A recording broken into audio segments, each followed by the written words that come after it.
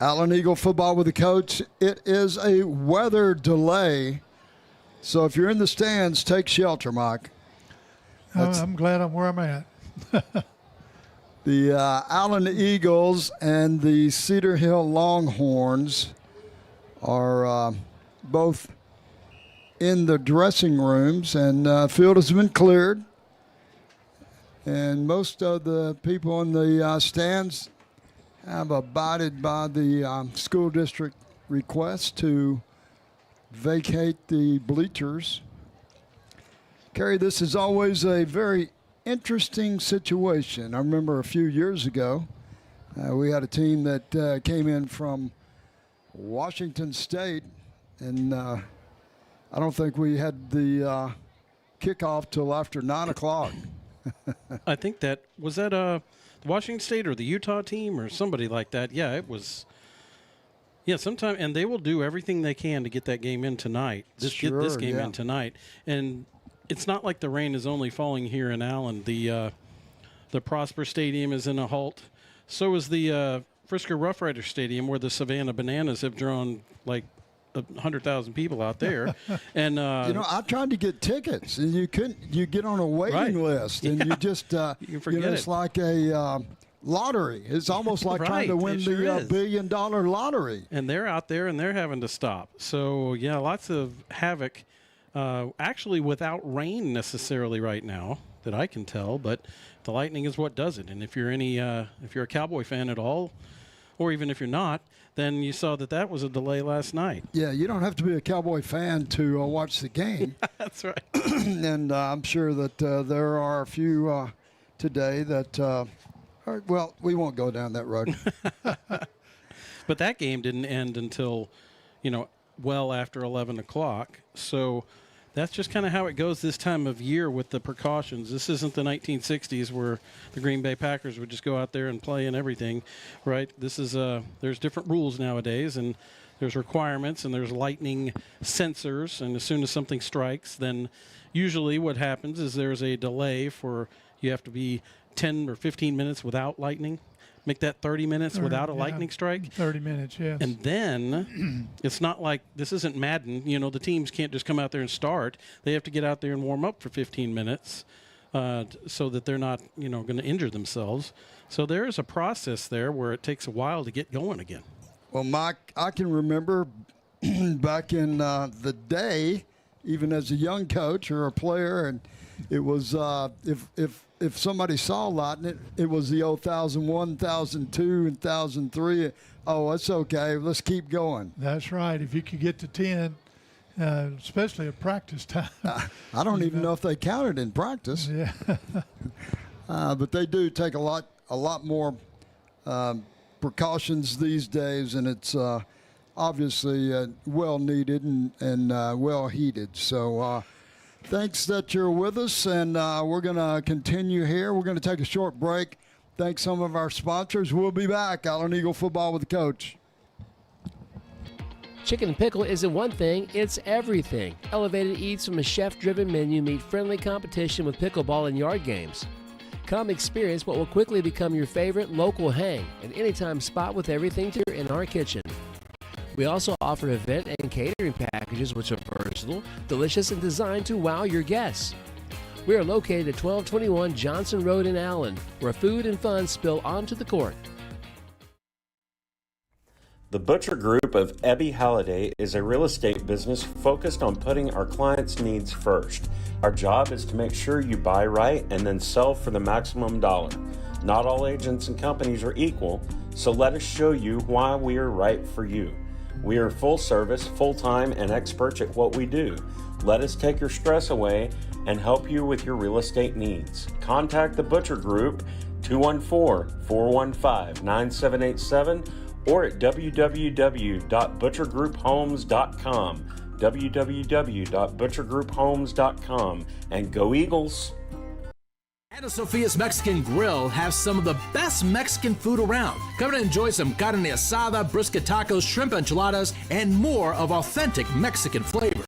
And if you have a big event coming up, they even have a full catering menu. We have a family-friendly atmosphere and promise you, You will not be disappointed. Located at 1328 West McDermott Street, Suite 260 in Allen. Also check out our Instagram and online at AnaSofia'sMexicanGrill.com. Come and let us know that the old coach sent you. Vamos Águilas. Go Eagles.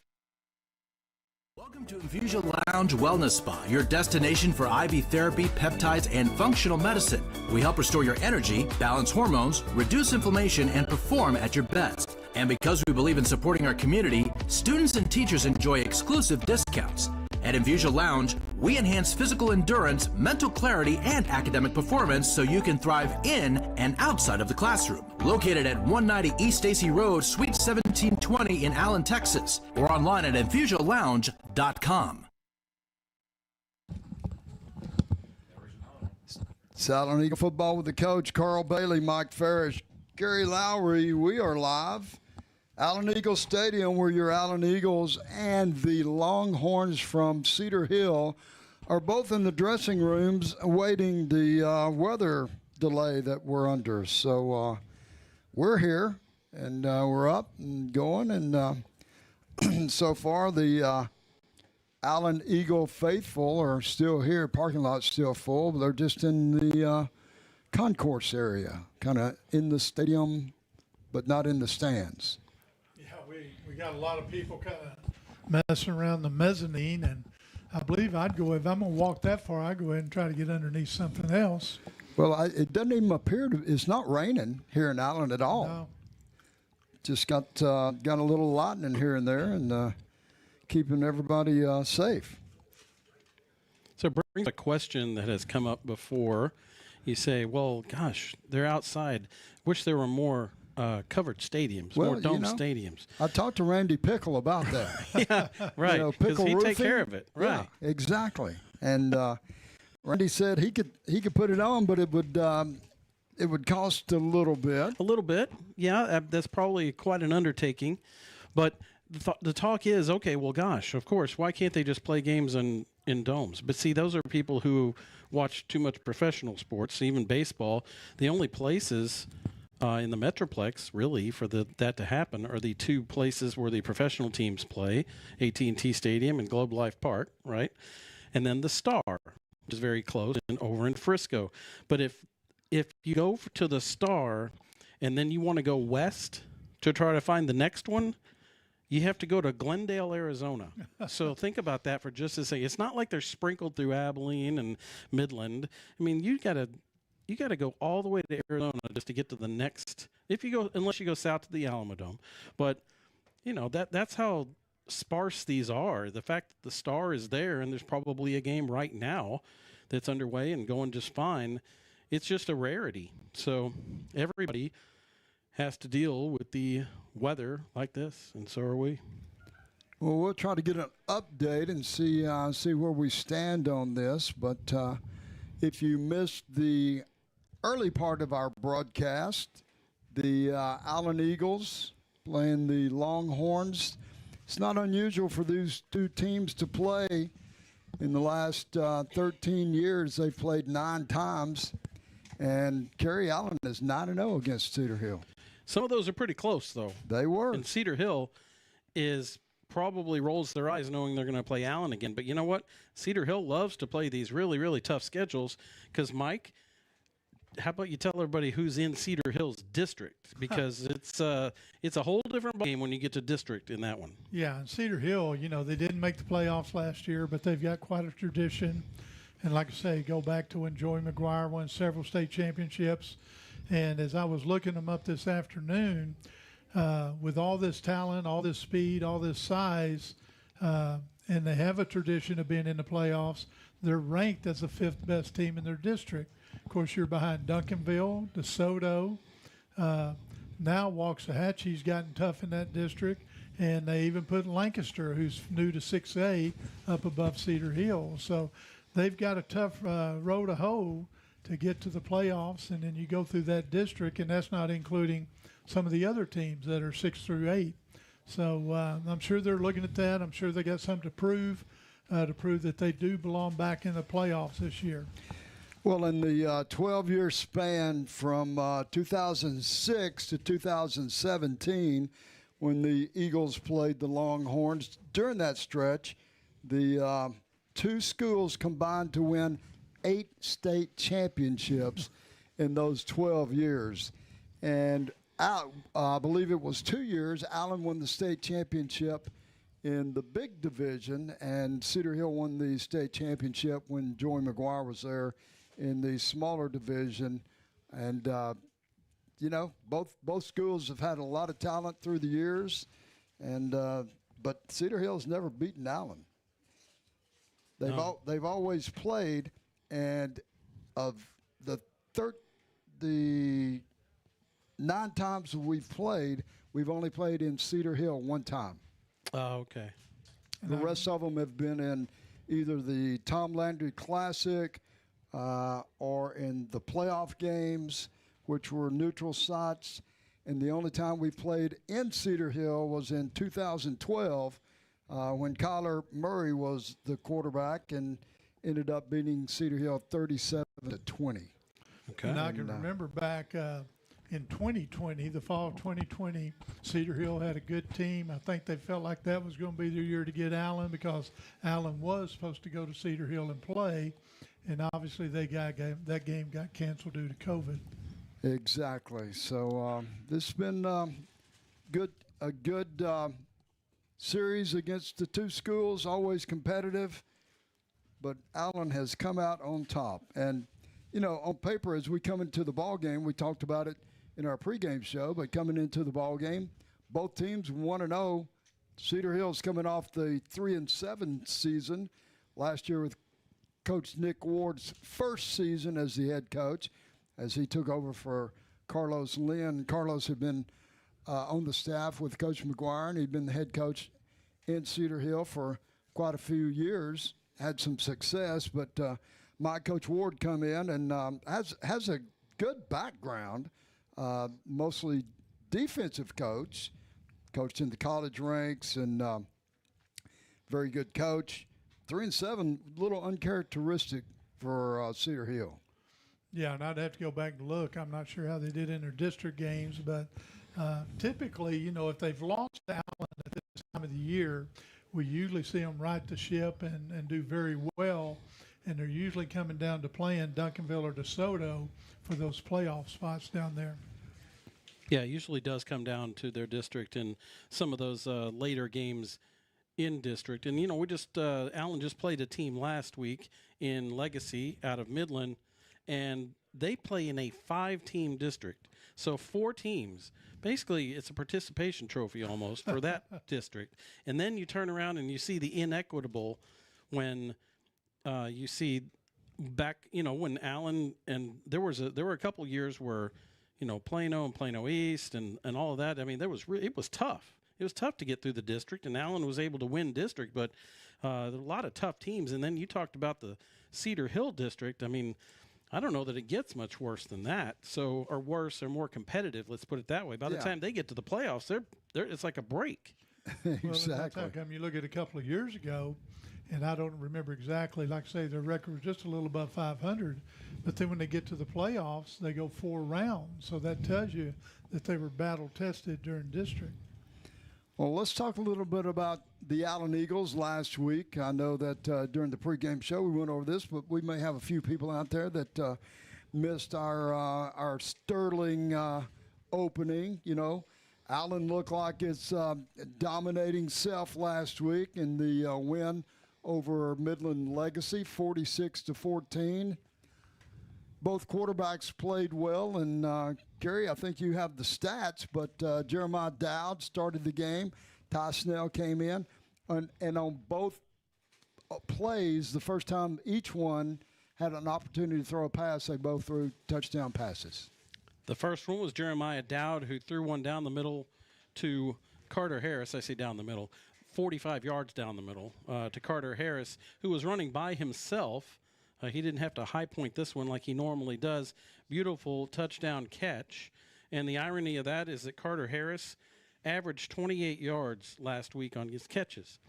And guess what, Mike? Last year, on all of his catches, he averaged 28 yards. So it's unbelievable he's able to keep that average up. But he did catch that first pass from Jeremiah, and it was a hate to say it, a lightning strike on that game and put him up like immediately. Then you talked about Ty Snell. He comes into the game. I believe it was the third series of the game, meaning, first down. He got to come in to guide the team down the field, and he did so in about 12 seconds because he rolled out and very confidently. He didn't throw it 80 yards. He threw it about 20, but he hit Caleb Smith right in stride, and then nobody's going to catch Caleb Smith. And so that's an 80-yard touchdown. That's about as good of a start if you want confidence from two quarterbacks that are brand new to the stadium and the field, or at least playing for the Allen Eagles at this level, that you could get. The best confidence builder you could get right away. And Mike, the Allen defense played well last week. We knew coming into the ball game, 7 defensive starters coming back for the Eagles. And as you said in the pregame show, secondary is the strength of that. We have 4 returning starters. A couple of those guys have been starting for 3 years now in the secondary, and they played well. And overall defensively, the Allen Eagles had a very good first game, gave up 2 touchdowns, but one of those were late in the ball game to some guys that were getting reps out there that probably won't get a lot of reps throughout the year, but we try to get them in the ball games that we can. Yeah, you bet. Of course, we've all heard LeBron Bauer. Where's he committed? Is he already committed to somewhere? He has, yeah. Kerry's got that info. I'm going to put it on him. Oh, you think you do? I do? Okay, well, And then, I don't, but yeah. He's one of the guys. is, sometimes he hasn't been a starter, but he's been a regular player all the time. Kai Wheaton, I believe is a 3 or 4 year starter. Dupre Wafer, who's now up playing linebacker. Trey Robinson, they call him a rover, linebacker, strong safety. Hova Wilford, who played very well last year, just a junior. So those are some names that we were calling out the last couple of years. K.D. Mitchison, who was their defensive player of the week, plays the bandit position. He's just a junior. And I'll be honest with you, I don't remember hearing his name that much last year. But obviously he was defensive player of the week this week. Boy, look at this dark cloud that's come in over us here. Yeah, Just noticed that. It's rough. Well, we're going to take a quick break, thank some of our sponsors. No, we won't. We're just going to keep it right here. Talk a little bit more about the Allen win last week. Good win overall. Special teams came up big. One opening play of the game, Mike. The opening play, Cedar Hill. Legacy lined up, did the onside kick, went 9 yards in 3/4, and everybody's watching it slow roll, and it finally gets to the 10-yard mark and scramble, and Legacy comes up with it. And where we could see, we're looking across the field, and it was going about on the 50-yard marker there, and it didn't look like it was going to make it. It was just barely rolling. And I'm assuming as soon as that ball touched any part of the white yard line, then everybody was all over it. But they did recover.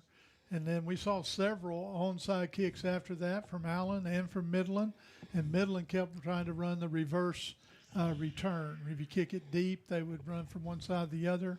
They really only got one decent return out of the reverse, but that's something you really got to be concerned with. Now, if you had listened to the pregame Chicken and Pickle pregame interview with Coach Wigington, I asked him about the special teams and how important they were last week. And of course, it was really good what he said. And maybe we can listen to it again. But one of the things he talked about was immediately he brought up, Mike, how they started with a onside kick that did not go well. But after that, and he, of course, brought up a couple other things that didn't go well, which is exactly what a coach does. And I'm trying to bring up all the things that did go well. But generally, Allen won the special teams battle, but there were so many different elements to it. Block punt? There was a blocked extra point that got returned for a 2-pointer, which we had not seen before. You have the first field goal of the career of Preston Hurlis. He puts it through from 35 yards. 5 extra points for him as well. And you also had the return game for the Legacy Rebels was like a lot of reverse, going to that reverse, and Allen was able to stifle it. They got loose a couple times. But you take all of those things and you add them all together. As I told Coach, said the only unit that didn't get out there is the punt team, and that's okay with you. You know, I mean, if you're not going to have your punter out there, then it's not a bad thing. And he said, yeah, but he said it's not from a lack of working on it, though. You know, so, you know, he puts a high emphasis on special teams, and it really showed last week. As he should. You know, a lot of times, especially later in the year in the playoffs, those special teams make or break the game, and it's a big decision maker as well. We'll take just a second here that, you know, this is our last non-district game. Next week, Allen starts district. And last night, Prosper defeated Rockwall Heath 45-27. Princeton, who's 2-0 right now, defeated Garland Naaman Forest 49-31. And McKinney High went to 1-1, defeated Garland Lakeview 28-14. Around the district tonight, McKinney Boyd is playing Wiley East. Plano East is playing North Forney. Plano West is playing Richardson Pierce. Plano is playing Richardson. And Prosper Rock Hill is playing Sherman. Well, it's a interesting evening, as always, on a delay. And that's a Plano team's playing Richardson. Richardson, if you remember, was a opponent against the Allen Eagles last year. They played in McKinney. And they actually ran back the opening kickoff, and for a touchdown. Allen ran back the kickoff. That's right. The next kickoff. Richardson led for 12 seconds, and that was it. But those are good matchups all around the district. And as you noted, Mike, a lot of the teams in the district, even when Princeton is winning right now, or they are winning, they're successful in week 1 and week 2. Well, let's see what Chad's got going up here. You got anything? We do have rain coming down now, by the way. All right, well, let's just go take a commercial break. We'll thank some of our sponsors, and we'll be back. Allen Eagle football with Coach. The Allen Flower Shop has been in business since 1972 and is the second oldest business in Allen. For all your floral needs, the Allen Flower Shop will take care of you. The Allen Flower Shop is family owned and operated and is located at 102 East Main in the heart of Allen. Give them a call at 972-727-3268 or visit them at allenflowershop.com. The Allen Flower Shop says, "Let's go Eagles!" Allen Veterinary Hospital, a proud Eagle supporter, has been serving the Allen community since 1986. We're now located in our new state-of-the-art building at 851 East Main Street, right next to our boarding and daycare facility, Ace Pet Resort. Whether it's your furry friend's annual and shots or to see why they're under the weather, Dr. Alan Kaufman and his staff wants to help you with all of your pet's needs. Give them a call at 972-727-8383. Oh, and my cat Kygo and my dog Rhea has something to say. Oh yeah, go Eagles! At Soul Man's, barbecue is our passion. We serve fresh sides made every morning, like our spicy potatoes, savory fried okra, and fried cabbage. Then we slow cook our mouth-watering brisket over hickory wood using a time-honored family recipe. And we're never stingy with our meat. Dine in or let us cater your next event. We'll satisfy your appetite. Soul Man's Barbecue, raising the bar since 1974. Twin Creeks Orthopedics and Regenerative Clinic of Allen provides expert, compassionate care for patients of all ages. Our team specializes in non-surgical treatments to relieve pain, restore function, and enhance mobility. We have the expertise to address various conditions like joint pain, neck and back pain, even arthritis. Whether an athlete recovering from an injury or just someone experiencing pain, let Twin Creeks Orthopedics help you. Call us at 469-342-3383 and book your appointment today. Twin Creeks Orthopedics is a proud Allen Eagle supporter on the Old Coach broadcast. Weber Agency Insurance and Risk Solutions of Allen and Austin proudly supports the Allen Eagles. With more than 25 years of experience, we offer all lines of personal and business insurance. Our agency has one of the highest client retention rates among all of our companies. We truly enjoy building lifelong professional and personal relationships with our clients. We offer personalized, friendly service for all our customers. For more information, contact Brendan at 469-500-0771 or on our website at webersure.com. Let's go Eagles!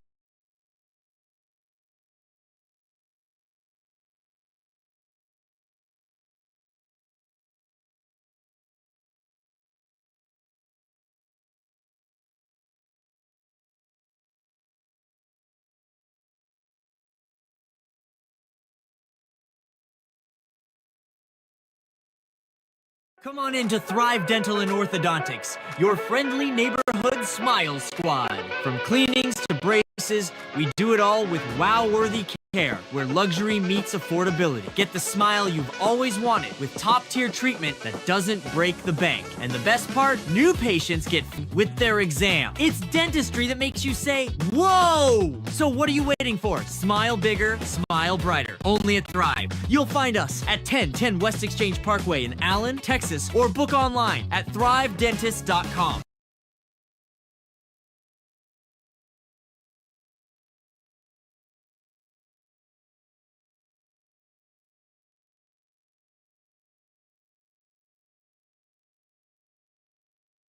Proud Allen Eagle supporters, Modern Family Vision believes that great eye care goes beyond prescriptions. It's all about how you feel from the moment you walk in through their doors. Known as a leading eye practice in Allen, Texas, they're proud to provide a warm, welcoming environment where every patient is treated like family. Their highly trained optometrists and friendly staff are dedicated to making your experience comfortable, from scheduling your exam to fitting you with stylish eyeglasses or comfortable contact lenses. They offer everything from innovative eye care and specialty treatments to flexible financial plans, ensuring quality care is always within reach. When you choose Modern Family Vision, you're choosing trusted expertise, outstanding customer service, and a lifelong partner in your family's eye health. Go to Modern Family Vision for all your eye care needs. Located at 906 West McDermott, Suite 106, directly behind the Chick-fil-A on the northwest corner of McDermott and 75. You can also go online for more information by going to modernfamilyvision.com. Let's go Eagles!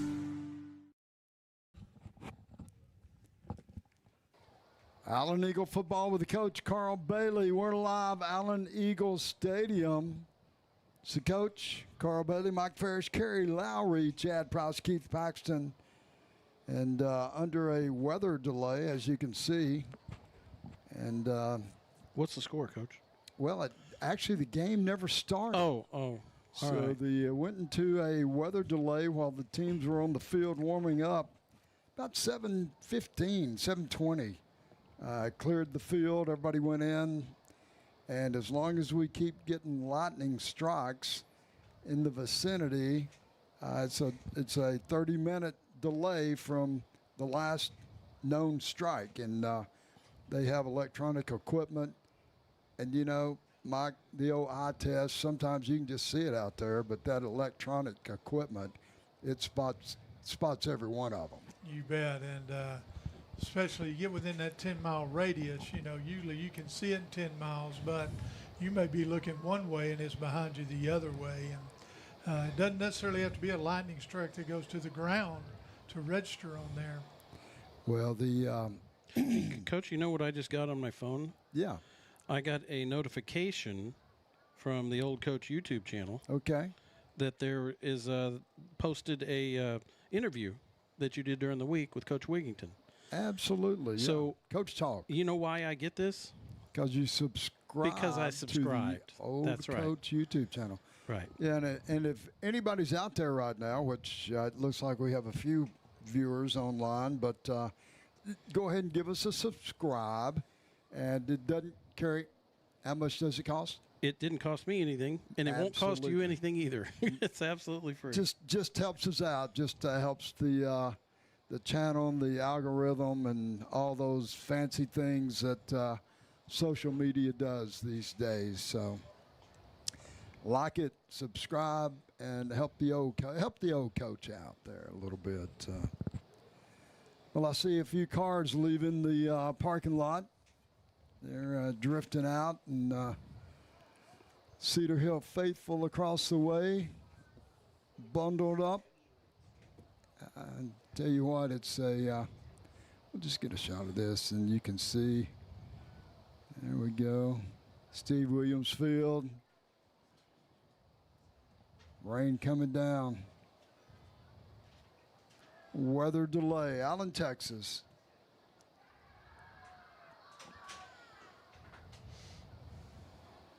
It's actually a little warmer than it was last week. I'm going to check the temperature right now, but our kickoff temperature last week, brought to you by Credit Union of Texas, was 77 degrees, one of the coolest possible nights in August. Right now, it's 88 degrees.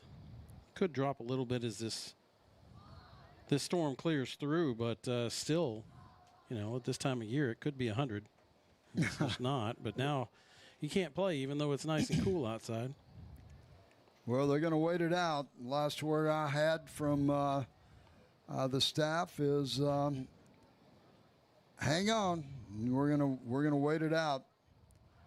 Mike, some schools in non-district, if it gets too late, they'll just fold the tents up and go back home. Yeah, especially if they've had to travel any distance at all. They'd rather go ahead and get home in a decent hour and start game planning for next week's game, particularly if it is a district ball game. So the fact that it's not a district game, Mike, that makes it easier for the we're not saying that's going to happen, but if there was a time, that decision becomes a little bit easier when it's a non-district game. Well, talking about next week's game too. Oh. Yeah, but yeah, if it's a non-district game, it does make it easier because there's no standings, involved. There's no seeding for the playoffs or anything involved, so it is a little bit easier. But you're also looking at next week, especially for Allen, because they do start district play next week. But I had Jaden Hambrick on my fantasy team for tonight, so I'm going to be. There's no way I'm going to get any points if they cancel this thing. So. Okay, I'm kidding. There's no well, I'm not saying there's no high school fantasy thing, but you're not in it. No, I'm not in it. Yeah. Don't try to look on DraftKings or anything. It's not going to be there.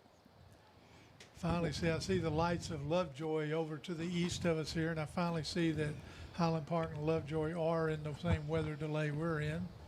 They're just a little slow posting it here online. Wiley East at McKinney Boyd's also in the weather delay. Frisco at Melissa, which is just a little north of here, is in a weather delay. This is kind of like school closings on snow days. If you're south of the Metroplex, you're probably already getting after it, right? Yeah, DeSoto and North Crowley tied up 7-7. Looks like they're ready to go into the second quarter almost. That doesn't seem like a fair matchup. Now, I've drawn a blank on the head coach at North Crowley. What is his name? Gates? Ray Gates. He passed through Cedar Hill as an assistant. He did, yeah. And with Carlos Lynn, yeah. And he's gone on to do such great things at North Crowley.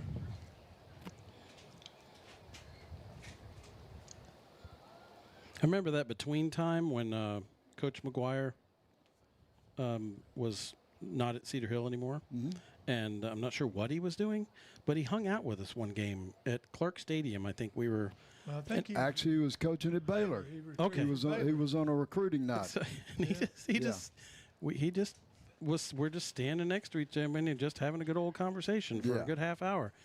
Good guy. And but yeah, he was there on a recruiting trip, evidently, watching the game. That's what people don't realize. That college coaching is not that attractive when you go out on the road Thursday night, Friday night, and then have to be somewhere to coach a game Saturday.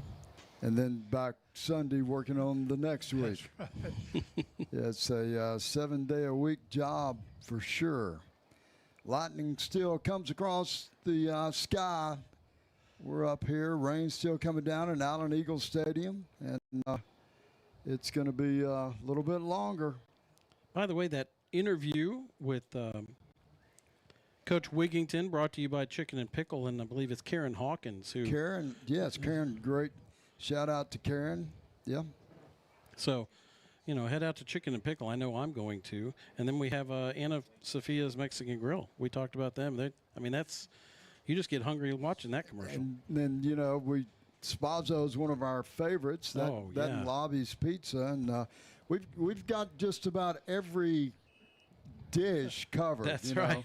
What do you like? And if you hadn't been to Chicken and Pickle, they have a great setup with pickleball. And I don't know if you've played pickleball before, Kerry. Every week, yes. It's a wonderful sport, especially for active adults. Yes.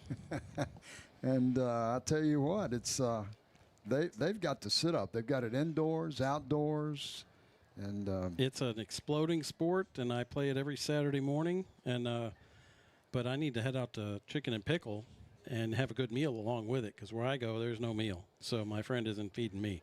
So, well, if you go out to Chicken and Pickle and tell them you're with the old coach, I don't know if you're going to get a free meal, but Karen Hawkins will take care of you. I know that they'll do something for you. Just tell them you're with the old coach. Give a shout out to Brian Ingram Sr., and you guys might know that name, Brian Ingram.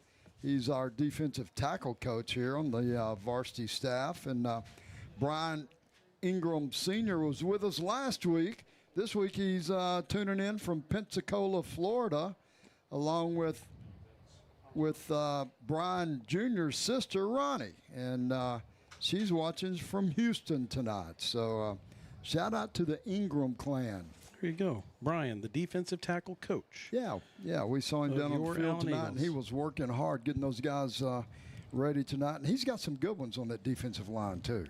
I mean, those guys, Mike, each week, as long as we've been doing these games, Allen's always had a front, whether it was an offensive front, defensive front, guys you could just lean on, count on, and no exception this year. And Coach Ingram's doing a great job with those guys up front on defense. Yeah, you bet. And they always have a combination of juniors, seniors, or even a freshman or sophomore in there. So they're constantly rotating those bodies through, keeping them fresh, but also gaining valuable experience as we go down the road. And they've got to step into tense situations.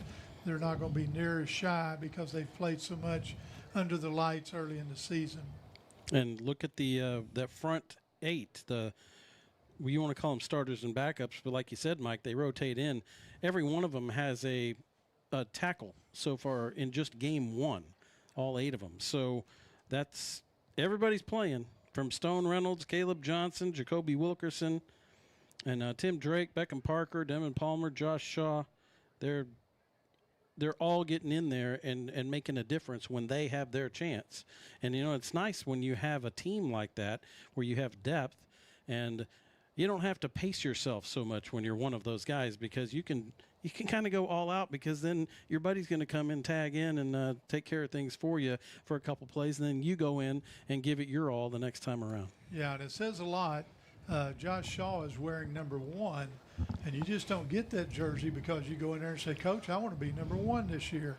Well, you might say why you would be number 1 on Allen. Yeah. Allen High School had a number 1 who is a very well known at every level. Yeah, so there's a reason number 1 wasn't used for a few years. And then last year, Coach Lee Wigington brought it back, brought the jersey back, and to some avail. Some people were going like, well, nobody should ever wear that jersey again. But Coach Wigington actually reached out to Kyler Murray, who made that number 1 jersey pretty, I don't know if you'd say famous, but it was a well-known. Recognizable. Exactly, throughout not only Texas high school football, but they won the old national championship when Kyler played, as well as 3 state championships when he wore that number 1. And Coach Wigington reached out to Kyler and said, hey, we want to use this as a honor to you and what you've done, and recognize not only your accomplishments, but the accomplishments of somebody in our program that's trying to step up and do the very best they can.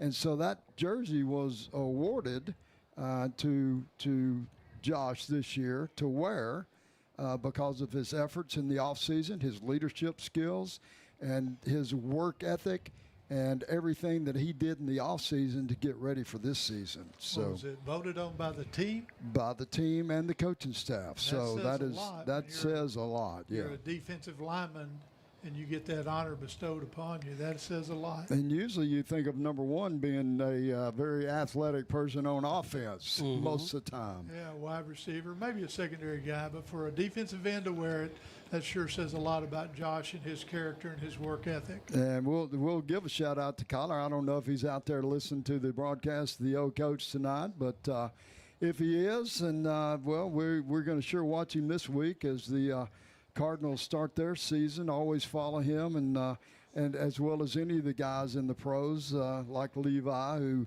had some surgery this year, and he's not going to be able to play for the Detroit Lions this year, but sure have been watching him. That's a lot of these guys came through Ford Middle School that are out there playing right now. Theo Weiss was at Ford Middle School, and I think Theo signed on with Miami. He got cut. I'm not sure if he's back on the practice squad or not. Well, if you hang around long enough, there are injuries, and you'll get another call. We'll find out about that. But a lot of kids from that went through Ford Middle School are out there in the college ranks playing right now, like Caden Williams. He's at Towson State, and one of our favorites at East Central. He played a lot of... Oh, Michael Onzarique. Exactly. Michael did a great job here. Devin Turner, he's at Mount San Antonio. Don Quist, remember Don? Don got better and better each week, and he's at Missouri State. Alexander Green, he's at Northeastern State University. Trenton Wheeler, you guys remember Trent? Yes. He's at East Central Oklahoma. Zatek McGee, remember Z? He's still at Houston Christian. He's got another year of eligibility. Brock Winsett, he's at Colgate. Nick Wheeler, New Mexico. Nick Bargains, y'all remember Nick? You bet. Midwestern State. And then the Fish, Elijah Fisher down at Louisiana Monroe.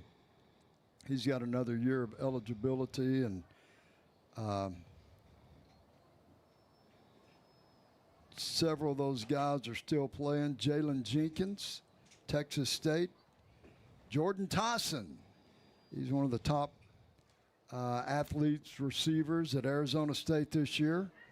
I think in some regards he might be the top receiver coming out in the draft next year. Jordan Tyson, y'all remember Jordan? And then Raylan Sharp. Remember Raylan? Mm-hmm. Raylan played here and graduated in 2020. And Raylan scored a touchdown last year.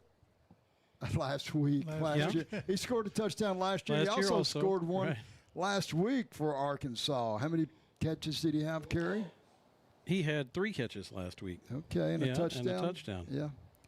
So those guys are out there. They all went through Ford Middle School. And that was brought to you by the Butcher Group. Where are they now? Long list. The Butcher Group of Ebby Halliday Realtors, John and Nikki Butcher. Go to butchergrouphomes.com. Get a hold of them for all of your realtor needs. Well, let's take another little break here, and we'll be back. Allen Eagle football with the coach.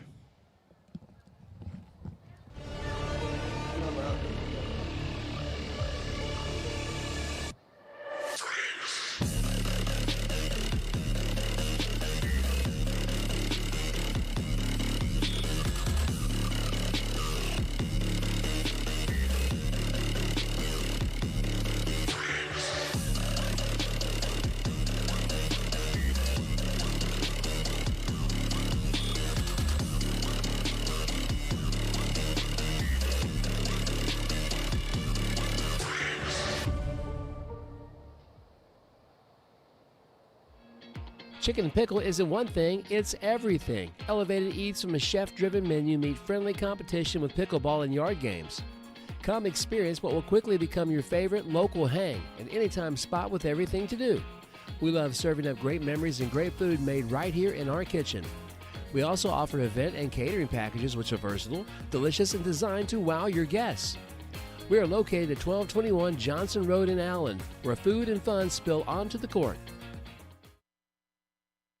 Pickle Roofing. It may be an unusual name for a roofing company, but in a big city filled with out-of-state, unlicensed companies, Pickle Roofing is unusual. It's a family name that stands behind quality and integrity in North Texas for over 25 years, licensed and insured. Reader's Choice Award winner, Best Roofing Company, and an A+ rating with the Better Business Bureau. You don't get much better than that, folks. Pickle Roofing. Unusual name, unusually great service. PickleRoofing.com.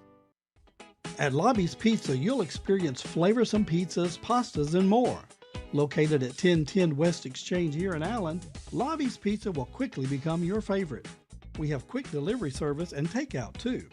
Visit our website at lobbyspizza.com and check out our menu. At our kitchen, quality is non-negotiable. Our mission is to bring the joy of a delightful meal to wherever you are. We hope to see you soon at Lobby's Pizza of Allen. Let's go Eagles! Robert Boone, your hometown Allstate agent in Allen since 2001, providing exceptional customer care with the knowledge and understanding of the Allen community, offering competitive rates and discounts for all of your insurance needs. Located at the northwest intersection of Allen Exchange Parkway in Allen. Call to request an appointment at 972-678-2082. That's 972-678-2082. Robert Boone Allstate, a proud sponsor of Allen High School football. Go Eagles! One town, one school, one location, one community, one family. One-stop shop for all your flooring, remodeling, appliance needs, and more. You get the one hometown advantage at Rodenboss, proud sponsor of Allen Eagle football. You've got the hometown advantage of Rodenbach. Thrive Dental and Orthodontics, your friendly neighborhood smile squad. From cleanings to braces, we do it all with wow-worthy care, where luxury meets affordability. Get the smile you've always wanted with top-tier treatment that doesn't break the bank. And the best part, new patients get free whitening with their exam. It's dentistry that makes you say, whoa! So what are you waiting for? Smile bigger, smile brighter. Only at Thrive. You'll find us at 1010 West Exchange Parkway in Allen, Texas, or book online at thrivedentist.com.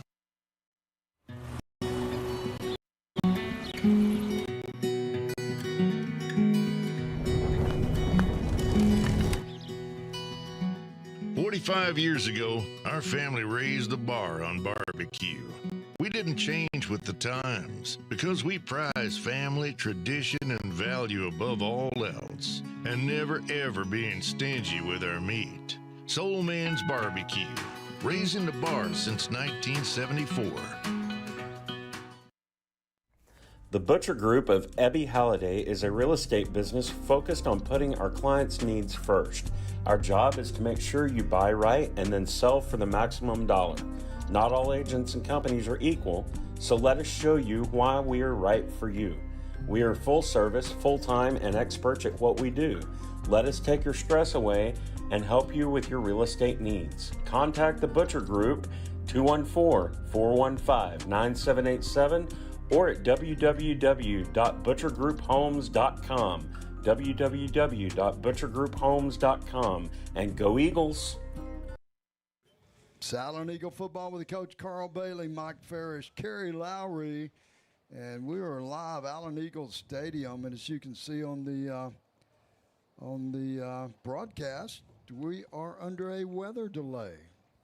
And Mike, we didn't even have a kickoff. The field was cleared about 7:15, 7:20. Everybody was asked to go inside. Little weather came up, lightning strikes, and we're still seeing lightning all around. Yeah, we were just a few minutes before playing the national anthem, getting ready to go, and started emptying the stadium. Everybody headed out.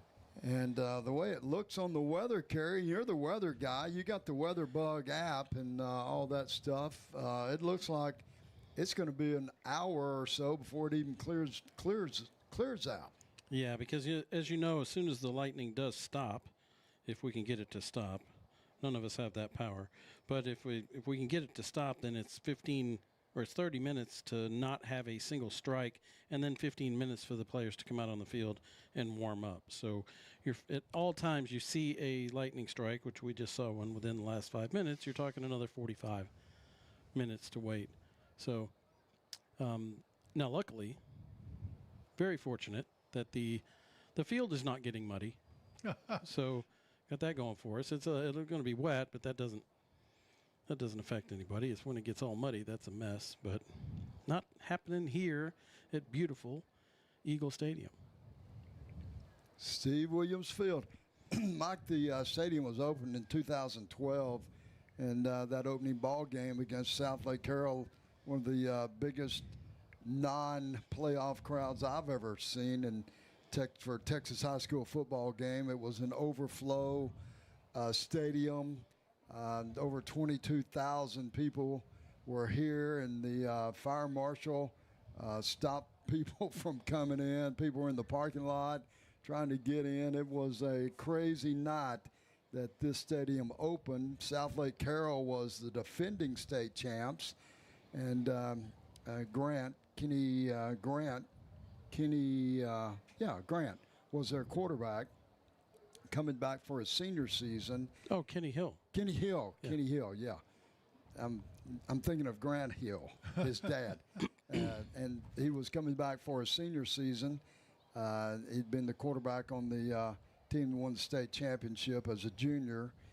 And they come into Allen Eagle Stadium ranked number 1 in the state. And he had a little quarterback named Kyler Murray. And we beat them in 2012 season, ended up undefeated. And but what a great opening night for this stadium. You bet. And I guess they lost one that year or later on. Was it Coppell? But they didn't lose another one for 6-7 years. Yeah. Just a couple of years ago, they lost their first game here ever. Yeah, it's a long run for sure that the Allen Eagles had here in the home field advantage.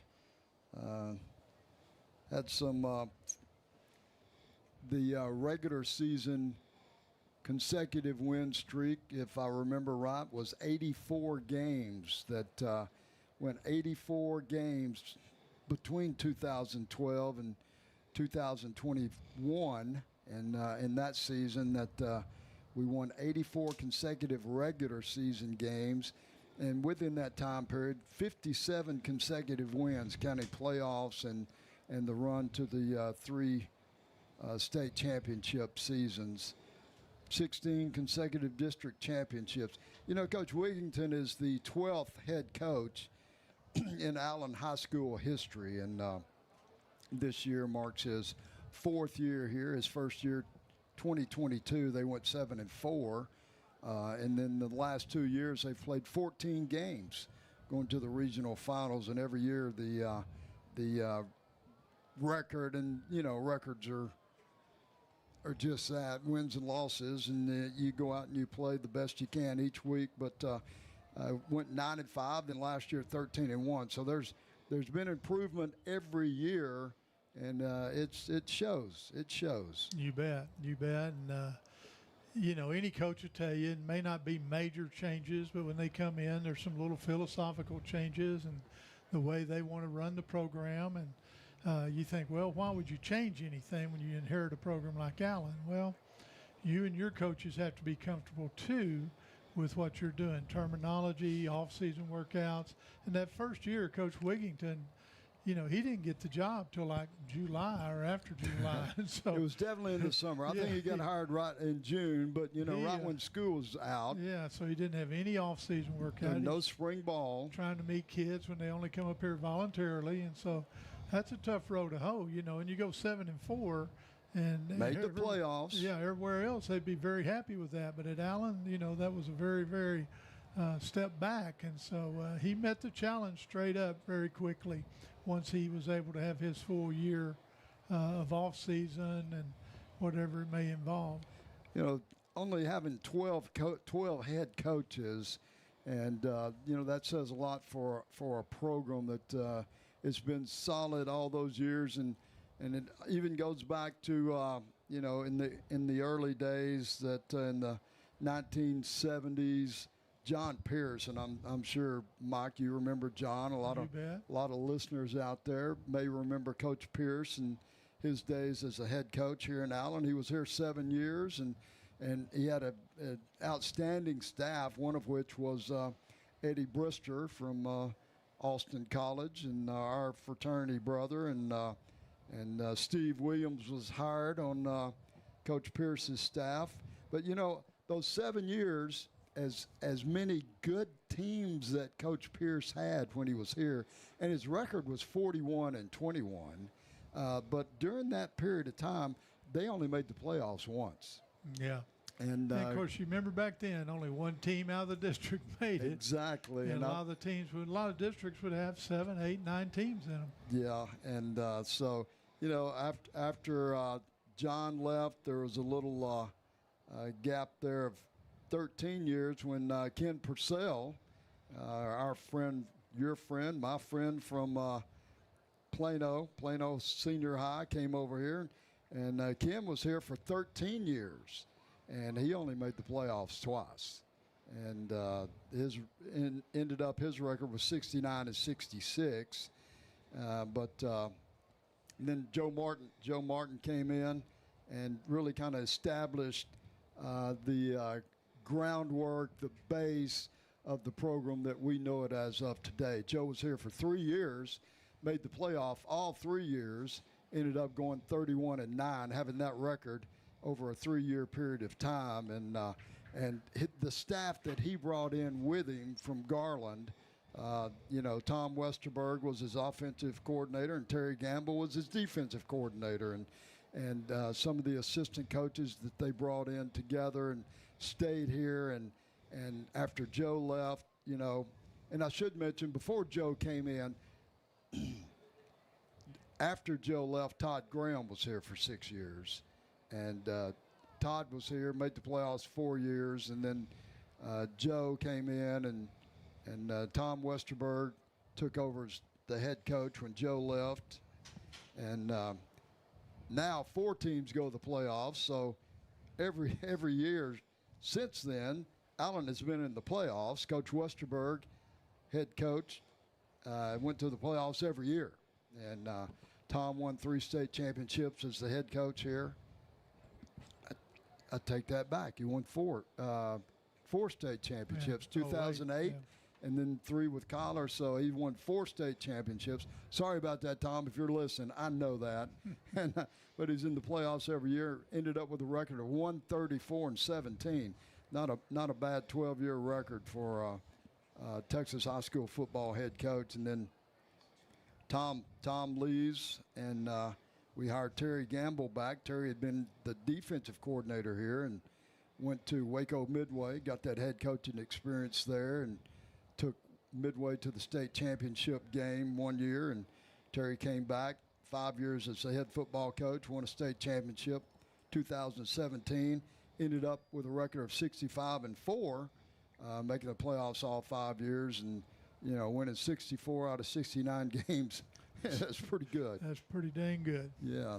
So little trip down memory lane, and tonight was the 16th season that we've been broadcasting the games, and tonight was the 222nd broadcast, and we're still waiting for kickoff. So our weather delays a little over an hour now, because it actually delayed before game time. So, we've been about an hour and 15 minutes in delays. And like I say, you may wait 25 of the 30 minutes, and then another flash comes up, and you start a new 30-minute cycle all over again. Well, Kerry, I guess we could give a little rundown of the current coaching staff while we're here. And, absolutely. And if we've got anybody out there listening that knows any of these gentlemen, just give us a shout out. Let us know that you're listening. Of course, Lee Wigington, the head coach that we talk to every week. His assistant is the same guy, John Broom. We don't necessarily get to talk to him, but yeah, he's He is assistant head coach and offensive line. He shares his offensive line duties with Larry McCray, who is the offensive coordinator and offensive line coach. And you talk to him every week, Larry McCray. I talk to all those guys, really. And then you have the defensive coordinator, Chase Hargis, who really knows how to dial it up on defense with make it a team defensive effort. And you don't necessarily have to have 5-star guys everywhere. You can just play as a complete unit, and that's what Chase Hargis is all about. And then for the running backs coach, he's got a good set of them. It's Jason Johns. But Jason Johns also is the special teams coach. And we kind of know that Jason had a lot of action, or Coach Johns had a lot going on last week with special teams and making calls there. Wide receivers coach for a while now is Houston Patterson. Defensive tackle coach, as you brought up, is Brian Ingram. And the cornerbacks are coached by Christian Johnson. Victor Gonzalez, the linebackers coach. Kevin Yost, the tight ends coach. And Barrett Kane is the quarterbacks coach. And I believe Coach Kane is this year, I believe he came in to be the new quarterbacks coach. And that's a nice time to come in when you have a couple quarterbacks that looks as promising as J.D. Dowd and Ty Snell. Meanwhile, on the training staff, of course, is Mike Harrison, and he's been around forever. And then our athletic directors, Kim Garner, and then the gentleman that is very pivotal tonight that we keep talking to, that you're in touch with, the stadium director of facilities, Coach Jeff Chaney. And great staff there and crew. And a lot of these guys are right here next to us in the booth. And nobody knows anything more than the meter man, the person with the lightning strike meter. And I tell you that that is a very important person tonight here. And all across the Metroplex, we're not the only delay. It looks like everybody else is waiting it out as well. I don't see very many games in progress. Some south of the Metroplex, I believe that Mike was able to find. I think North Crowley, which isn't really north of here, but south of Fort Worth. But it's south of Fort Worth is North Crowley, and they're playing DeSoto, so that could be out of the range of these storms. They might be getting some games in down in that area, because this isn't the biggest storm system. It's just the biggest right now around the north half of DFW.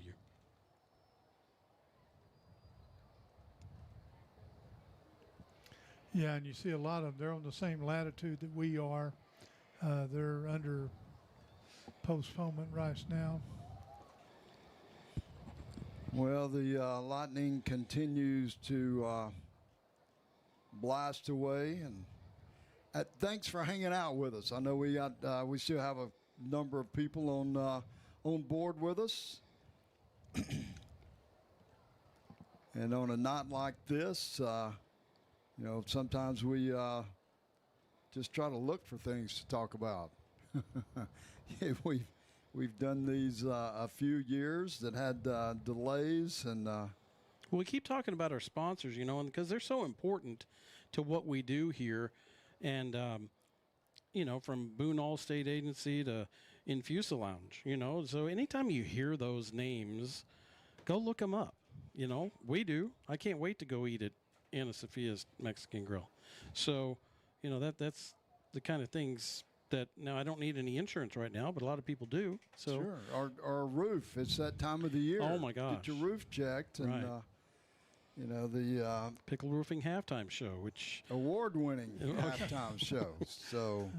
So yeah, I mean those kinds of things. Anytime you hear those names, just the whole idea is to stick them in your brain so that you're thinking, oh, Mel, I need a roofer. And I mean, you already have Randy Pickle right on call. Just say, hey, the coach sent me, and he'll know exactly what you're talking about. Credit Union of Texas brings us all of our weather updates. Chicken and Pickle brought you our pregame interview. Rodenbaugh's Flooring America and Appliance brings you our players of the game. Well, a lot of those sponsors that you mentioned, Kerry, they've been with the Old Coach broadcast since day one. That's Rodenballs, the Flower Shop, Allen Flower Shop, been with us. Eagle Designs, and those guys just come back with us year in, year out, and we're so appreciative of each and every one of them. Spazos, I tell you what, it's always good to hang out with Lobby and the crew over at Spazo, and we try to pick a night usually during the season to go over and have an Old Coach night at Spazo. It's fun. It's good, and we enjoy those interactions with the people that listen to our broadcast. And thinking about doing a little pickleball tournament this year at Chicken and Pickle, Old Coach Pickleball. But you'd have to be in the professional, since you're the skilled one.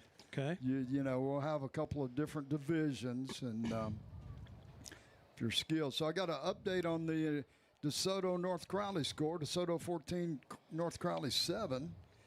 And then everybody's a lot of questions about would it be this game would not be rescheduled if both teams decided to fold the tents tonight and put it up. They wouldn't go back because it's a non-district game, Mike. That's right. No way to, unless you come back on Saturday. Yeah, and I don't believe you do that this time of year again, especially Allen. Cedar Hill, a little bit different situation, but Allen, they start district next week, and you just don't want to, lose a day of preparation. You don't want to, send kids home, bring them back, to Princeton and the Plano schools, of course. Then it's currently a 9-team district. But no matter how big your district is, you still only get 4 teams in the playoffs. But that makes it for a long district schedule. So even if this game, as Mike said, is missed, then you got to start up next week, and it counts for reals. You bet. It does, yeah. And they would be here at home again. They'll open up with Prosper Rock Hill first week of district. They do get them here. Then after that, it's, home and away, home and away. There'll be Allen goes to Plano for the second district game. Then they're back here against McKinney the end of September. Then you have the open week. Then they'll play at Princeton in October. And I guess their open week is about October the 3rd. And so then they have Plano West, have Prosper, McKinney Boyd, and Plano East. And you recognize the schedules like last year, except you're just flipping home and away. Allen would finish on a Thursday night at Plano East on November the 6th. So that district, once it gets here, it starts flying. Well, there is a game a little bit further south of us that is continuing tonight. The weather didn't stop that, and that's the Kansas City Chiefs and the Chargers down in Brazil. That's quite farther south. Yeah. Well, it is south, though. Yeah, it is. Yeah. So the last update I got on that, the Chargers are up 10-3 in the second quarter, and not much offense going on there. About as much here, I guess. Yeah. So, but that's all I know on the Kansas City. But district coming up quick this year, and it's going to be an interesting district schedule. Allen has that target on their back, district champs, and coming back again for those teams that are striving to get where Allen has been and Allen still is. It's those are the ones that scare you sometimes. They don't never sneak up on you, but sometimes they play very well as underdogs. Yeah, Rock Hill was a playoff team for the first time last year. They managed that final week of district play. It was between them and Plano to get in there. And Rock Hill was able to get in and I believe finished their season 6-5, losing in that first round. But big time for them. So they come into this season with a lot of hopes and dreams like a lot of schools do. You bet. Plano had a big win last week. They didn't play until Saturday, and Odessa Permian came to town, and they beat Permian at the Star last Saturday.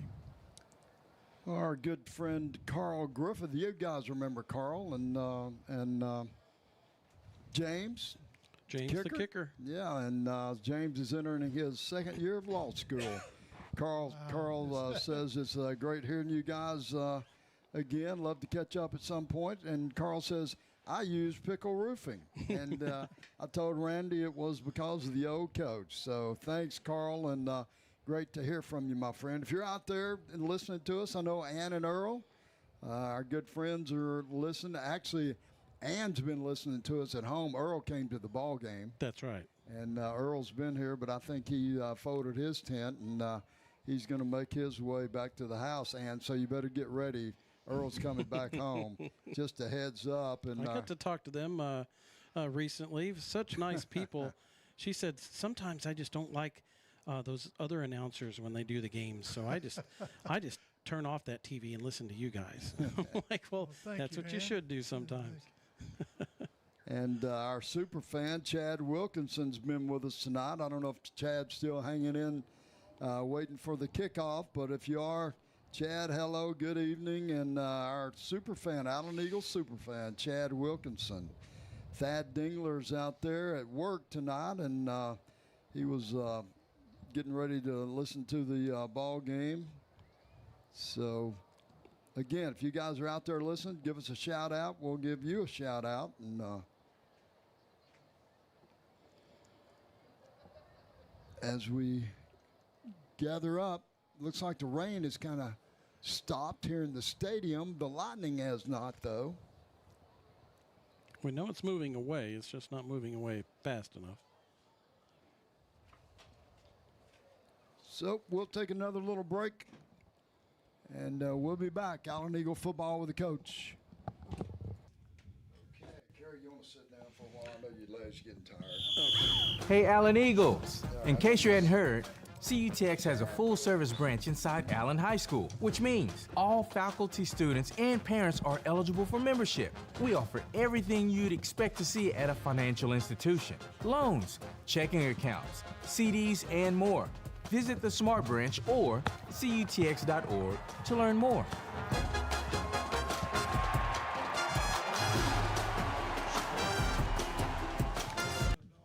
Welcome to Infusa Lounge Wellness Spa, where science meets luxury and health flows naturally. We specialize in advanced IV therapy, peptide protocols, regenerative medicine, and hormone optimization, each designed to restore energy, sharpen focus, reduce inflammation, and strengthen recovery. Our medical weight loss programs combine cutting-edge therapies like GLP-1 medications, peptide stacks, and personalized nutrition supports to help you lose weight, balance hormones, and keep results long-term. It's not about quick fixes, it's about sustainable transformation. Whether you're an athlete pushing for peak performance, a professional seeking balance, or students striving for clarity and stamina, our treatments deliver results you can feel. Vitamin drips replenish essential nutrients. Peptides repair and restore, and regenerative therapies enhance long-term vitality. And because we believe in giving back, students and teachers receive exclusive discounts, making it easier to enhance physical endurance, mental clarity, and academic performance. At Infusa Lounge, every detail is tailored to you. A spa-like atmosphere, evidence-based therapies, and a team committed to helping you thrive. This isn't just wellness, it's vitality elevated.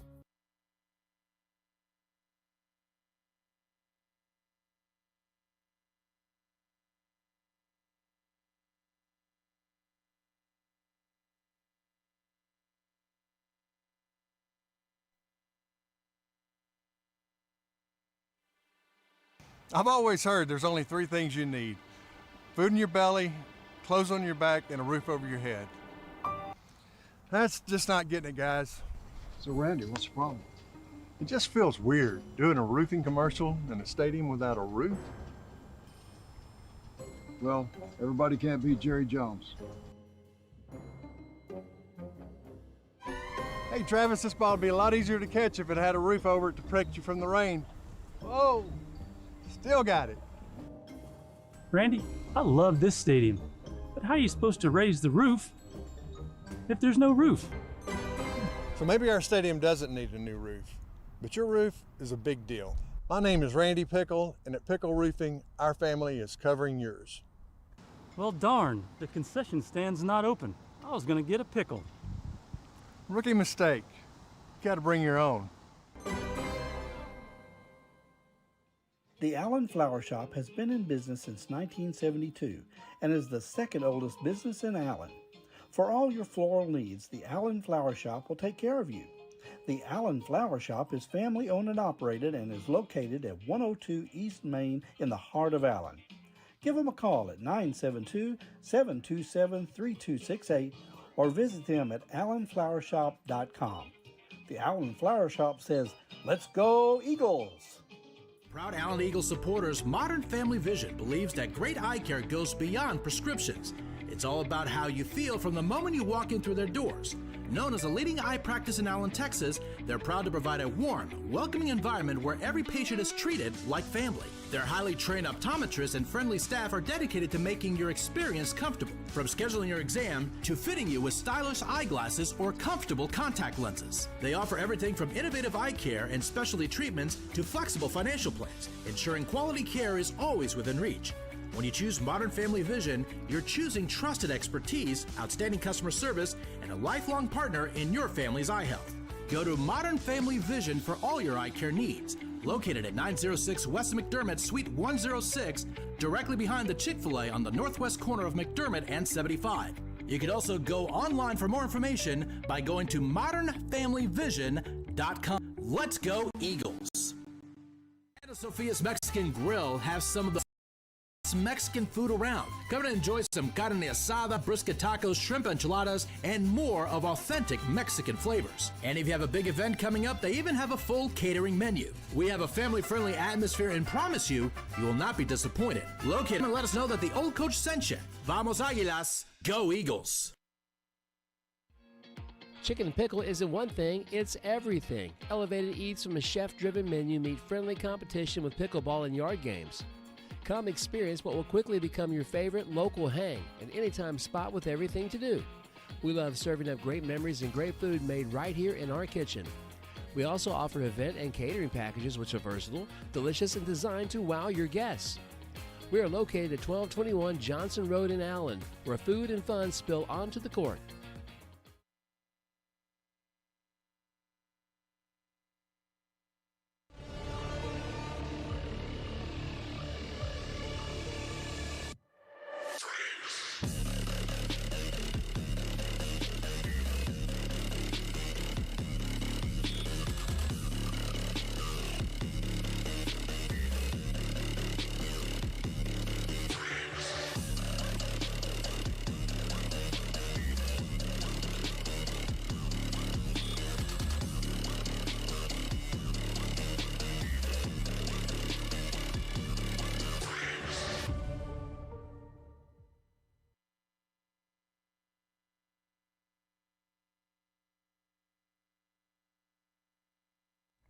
The Butcher Group of Ebby Halliday is a real estate business focused on putting our clients' needs first.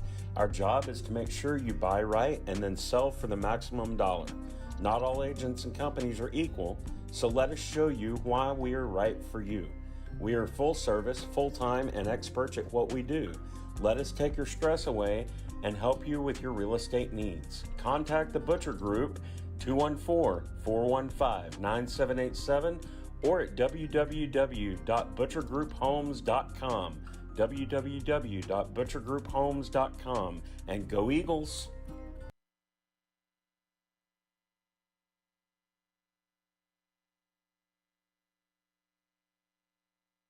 Allen Veterinary Hospital, a proud Eagle supporter, has been serving the Allen community since 1986. We're now located in our new state-of-the-art building at 851 East Main Street, right next to our boarding and daycare facility, Ace Pet Resort. Whether it's your furry friend's annual and shots or to see why they're under the weather, Dr. Alan Kaufman and his staff wants to help you with all of your pet's needs. Give them a call at 972-727-8383. Oh, and my cat Kago and my dog Rhea has something to say.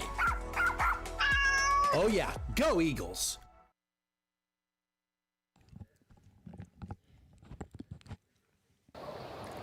Allen Eagle football with the coach Carl Bailey, Mike Ferris, Kerry Lowry. We're live, Allen Eagle Stadium, Steve Williams Field, and we are under a weather delay. If you're still with us out there, thanks for hanging in. Not only do we have a weather delay, we have a interweb issue at times.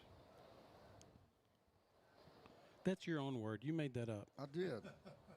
You've been using it for 10 years. It's funny every time. Actually, I've used it for longer than that. Okay, well. The worldwide interweb. So...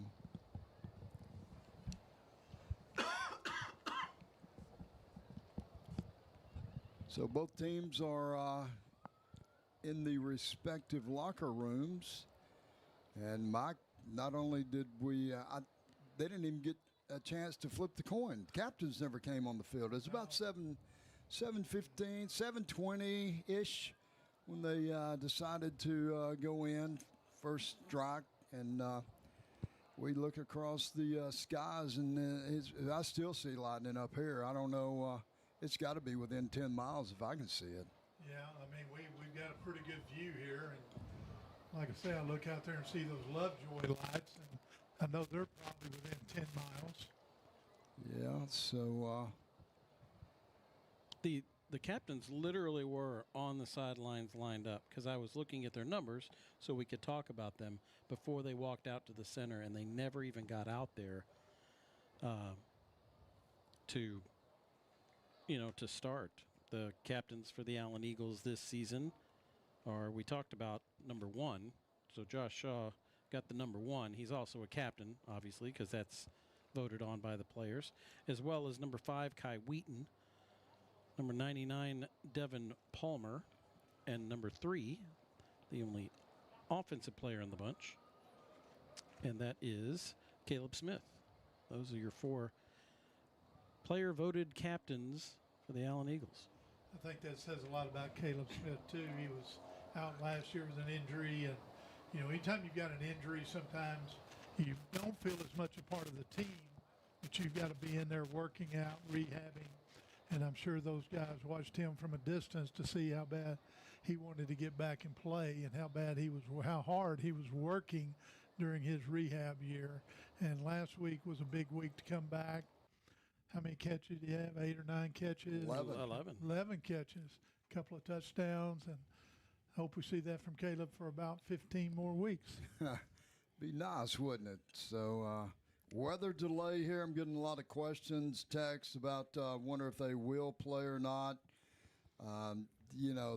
That's a question that if it continues to lighten, I'm sure if it gets as late as 10 o'clock, they'll try to make a decision whether or not to just call the game, cancel the game, and not play. I'm sure that both coaches, both teams are wanting to play this game. I mean, they really need to play going into the district next year. They need because this is practice. I mean, you only get better if you get out there and get on the field. You only get better with reps. You can't get better in practice every week going game level, game speed. You need that game on Friday night, Mike, to go out there and get that game speed. And last week, first game, played well for the opening game, but there's still a lot of things to work on. Conditioning is one. We saw some kids last week go down with cramps. Early in the year, that always happens until you get to that game conditioning, because it's different in a game than it is in practice. Yeah, and I look at Cedar Hill's schedule here. They do have one more non-district game. They would play Red Oak next week at home. Then the next week they would start district against Skyline and play 7 district ball games. So their schedule, it's pretty tough. They end the season with Duncanville. About the 8th week of the year, they've got DeSoto. They've got Waxahachie. There's no, cream puffs in that schedule. They've got Skyline and Lancaster would be their next 2 weeks. So I'm sure they would like to get it in, even though they would have the luxury of one more non-district game before they kicked into district play. Well, our good friend Jeff Gray, not the mailman Jeff Gray, but Jeff Gray with us, the old coach Jeff Gray, he's over in Rockwall tonight, and said they did get their game started, but they are in a weather delay. Their second one. They played some, then they stopped, and now they went back to play again, and then they're in their second delay. We never got started, and that's probably, if you had to do it one way or the other, I think I would rather as a coach and even as a player just not start, go in, and then come back out and be able to play instead of start, stop, come back, go in, come back. Now, how long ago was it? Do you remember this when we went to Coppell? I do. And played the first half, and then there was a lightning delay, and it started drifting into the third quarter, and then lightning struck again, and it was like, you know what? Let's go home. Let's go home. Yeah. And both teams had gotten at least a half in against very good opponents. Yeah. And then they said, you know what? Non-district, we got to get ready for district next week. There might even have been a bye week the week after, and let's call this. So it happens, and then that went down. I think it did go down as an Allen victory because they were up enough. But I think we called it a victory. Yeah. I think Coppell might have. Yeah, they might not have liked that, but yeah, and I think we waited till about 10 o'clock, and that was kind of the okay, let's go home. So, and you're right, Kerry. It's you got to get out there, you got to play, but you're not going to put your student athletes or your fans or anybody at risk because of the weather. So.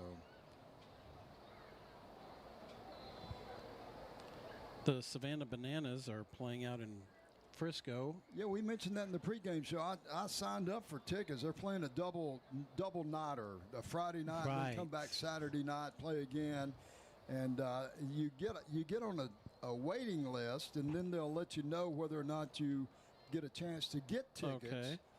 And apparently, I didn't get a chance to get any tickets, and I didn't know anybody that knew somebody where I had a little edge or advantage. And, I watch those guys on TV sometimes.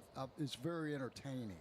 Mm-hmm. Unlike regular baseball where it's not as much for me anymore. And I enjoy the aspects of the entertainment aspects that they have brought to baseball. Well, we do have a reporter, a friend of the broadcast is out there that works there, and has said they still have not canceled that game, so they're holding out hope. Are they in limbo though? They're not playing. Oh no, they haven't even started, but they know, if you know anything about the banana ball, they last 2 hours, and so it can't even drift much beyond that because they really do limit it to 2 hours. So I'm sure they have a cutoff point, but they're here tomorrow night. But at some point they're going to call it, but they haven't yet. They still believe they can get that in. Plus, it's a complete sellout, like you said. I mean, I don't know what it takes to sell that place out. Probably a good 20,000. So, anyway, the point is everybody around town is in limbo if you're anywhere north of the Metroplex. And games going on south of the Metroplex. Yeah, I see Rockwall is playing Austin Lake Travis. It looks like they were almost to halftime. The score is 7-7. And again, that's one where if you got to travel all the way home to Austin, they may not be willing to wait too much longer before they call it. It's a great point, Mike. Yeah, I mean, because you have to think about logistics at some point. You can't, make it to where people are getting home at 5 a.m.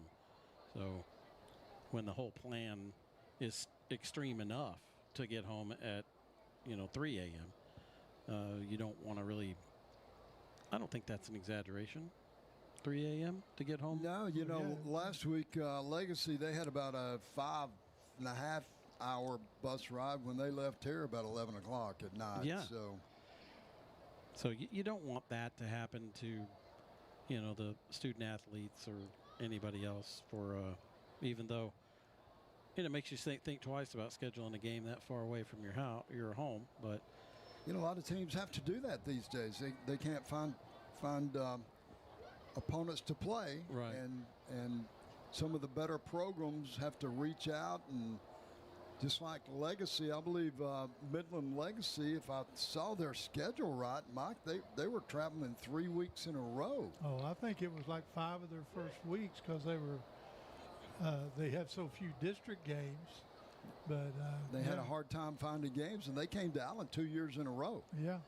So they were playing a team from Louisiana, and they were going to meet them in like Alvarado or somewhere. So, yeah, and then I think maybe they were playing Lake Travis and going to meet somewhere neutral. So they were going to play 5 weeks before they ever got back to Abilene to play to Midland to play a home game. We just got word that the game at Children's Health Stadium in Prosper has been established as a 9:15 kickoff now. So they've seen enough to where they think it's going to clear up and play. That's the new high school out there in Prosper, Richland. They're playing Gunner tonight, and they're actually going to give it a shot. They've come up with a kickoff time. So the weather is moving north and east of us. We'll see here. It's been a few minutes since I saw any lightning in our area, and it's been pretty prevalent.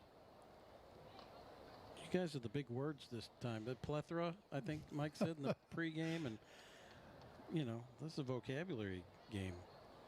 Yeah, I don't know about a prevalent. Yeah. But you're right. We could see lightning strikes everywhere for the last hour and a half, and then they have definitely slowed down, if not just kind of gone away, and that gives some hope. And as soon as we do have a time, we will know, because Coach, you're plugged in, you're connected. So, well, Chad's the one connected, and we've had some connectivity problems tonight with that interweb and the weather and everything that goes along with it, but.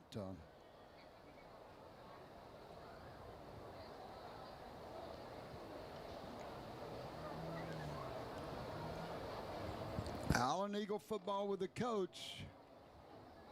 Live Allen Eagle Stadium, Steve Williams Field. The Allen Eagles won their opener last week over Midland Legacy. Cedar Hill Longhorns also won their opening game. Both teams come in the ball game tonight 1-0. Cedar Hill ended up 3-7 last year under head coach Nick Ward, his first season as the head coach for the Longhorns. And we've traveled down that path a couple of times tonight about the history between the two schools. Between 2012, 2021, both schools ended up with a total of 8 state championships between the two. And a big run for Cedar Hill under head coach Joey McGuire. And the Allen Eagles winning 4 state championships during that period of time, 5 total since 2008. So you're probably thinking, how can that math work? Well, Cedar Hill is one of the smaller 6A schools, or back in the day, 5A. Yeah. So they end up in the smaller division. Doesn't mean the lesser division. It just means smaller. And they go by enrollment. Right. Smaller meaning by school enrollment, number of students in your school. So only one time historically has Cedar Hill been in the Division One, and they actually did play, or that's the one time that they did play Allen in the playoffs. But other than that, they're always in the smaller division, and Allen is, of course, is the largest enrollment high school in Texas, is always going to be in the larger division. Well, and they're in there with DeSoto. Duncanville, and Duncanville's always going to be in the larger school enrollment. Yes. Now, DeSoto actually could be a 5A school, and they elect and request to play up to 6A. So you can do that. If you make it with DeSoto, more than likely they'll be your Division II representative. Duncanville be Division I, and then whoever else gets in there. And Mike, this is the first time that DeSoto had that distinction. Yes. Because of their enrollment had dropped. And you don't see that very often, that somebody would elect to play up to a larger division. Jeff Gray, the mailman, who is very in tune with the weather as a mailman, he just sent word that, according to the Dallas Morning News, the game between Frisco and Melissa has been canceled. Well, the other Jeff Gray, of the old coach in Rockwall, says they're talking about a no contest in Rockwall. The score is 7-7, and they're still waiting it out right now. But you know, those things may happen. Well, again, there you got Lake Travis, and I'm sure they're sitting there watching that clock. And then I don't know what the weather's like between here and there. If they have to travel through any bad weather.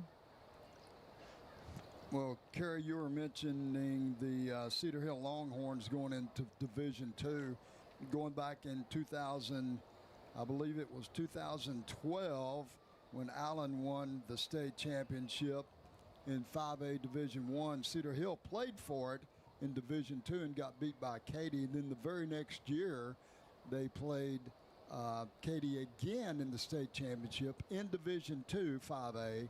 Allen won Division I 5A, and Cedar Hill won Division II 5A in 2013, and then in 14 repeated again. Allen won it in Division I, and Cedar Hill won it in Division II, and they beat Katy. They played 3 consecutive years in Division II and 5A, and then the divisions went up to 6A the next year, and yeah.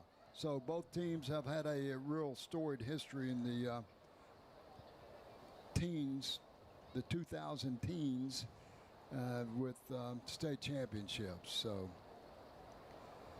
well, we're still under delay here, folks. I don't know if we, you know, when it rains, cats and dogs, you got to be careful not to step in a poodle.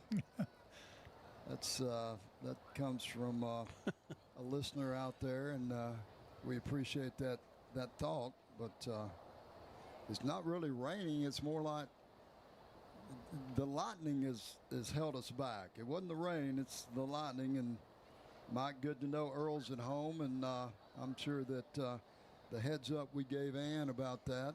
That's right. And we talk about Earl and Ann, they're good friends of the broadcast, good friends of mine, and I've known them for years, and great people, and I can't give out their last names. And Earl doesn't want any publicity because he says he's too busy anyway. So, but if you got a home repair you need, an appliance repaired, I know who to call. So. I see the Trinity is up on Midland Legacy 21-3. Again, I'm not sure where that game is being played. It's in Euless. It is in Euless. It is in Euless. Legacy Okay. was going to be on the road the first 3 weeks. Yeah, I knew that. I just didn't know if they were meeting anybody else that's a in good point. Abilene It could be or somewhere. could be a neutral. Yeah, I think they're playing in Euless, pretty sure. Yeah. Duncanville's leading South Oak Cliff. They're in Duncanville. Looks like Waxahachie and Coppell have started. They were one of the first under a weather delay. Waxahachie leads 3-0. So things are opening up around the Metroplex, at least a little bit. It gives hope that there will be a start time coming soon. Yeah, Frisco this Panther Creek is beating Carter 42-0, and they are at Carter, so I'm assuming they're probably down there at the Dallas Kincaid Stadium down there. Yeah, Dallas ISD Stadium. Yeah, right off I-20. Well, if you're out there listening to us, give us a shout. We appreciate you hanging with us, and if we have an update, we'll sure let you know. We're going to take another little break. I see the officials are out on the field, so that's always a good sign. If they've come out of their little locker room, we may have some action going. So we'll take a break.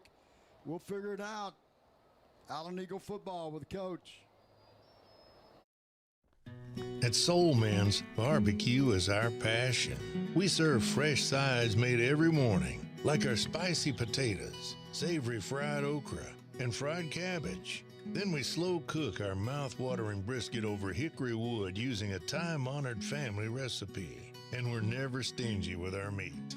Dine in or let us cater your next event. We'll satisfy your appetite. Soul Man's Barbecue, raising the bar since 1974.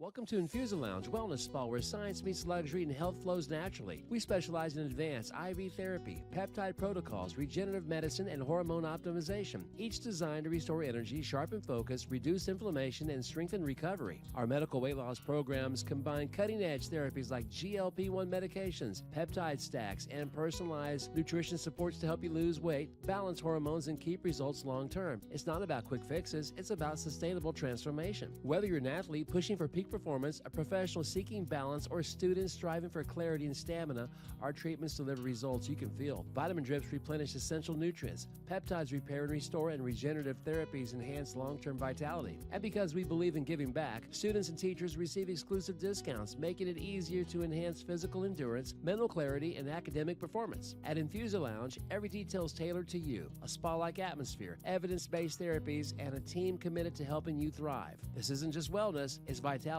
elevated.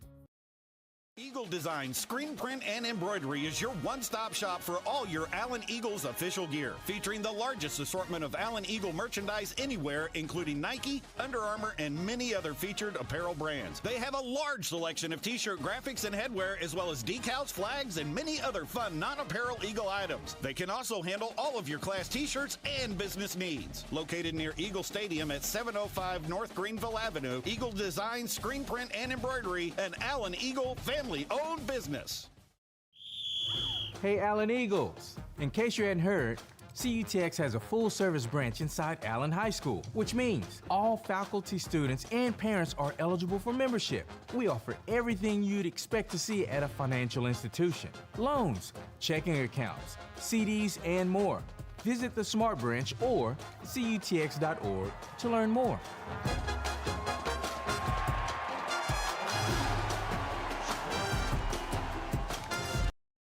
We do it all with wow-worthy care, where luxury meets affordability. Get the smile you've always wanted with top-tier treatment that doesn't break the bank. And the best part, new patients get free white.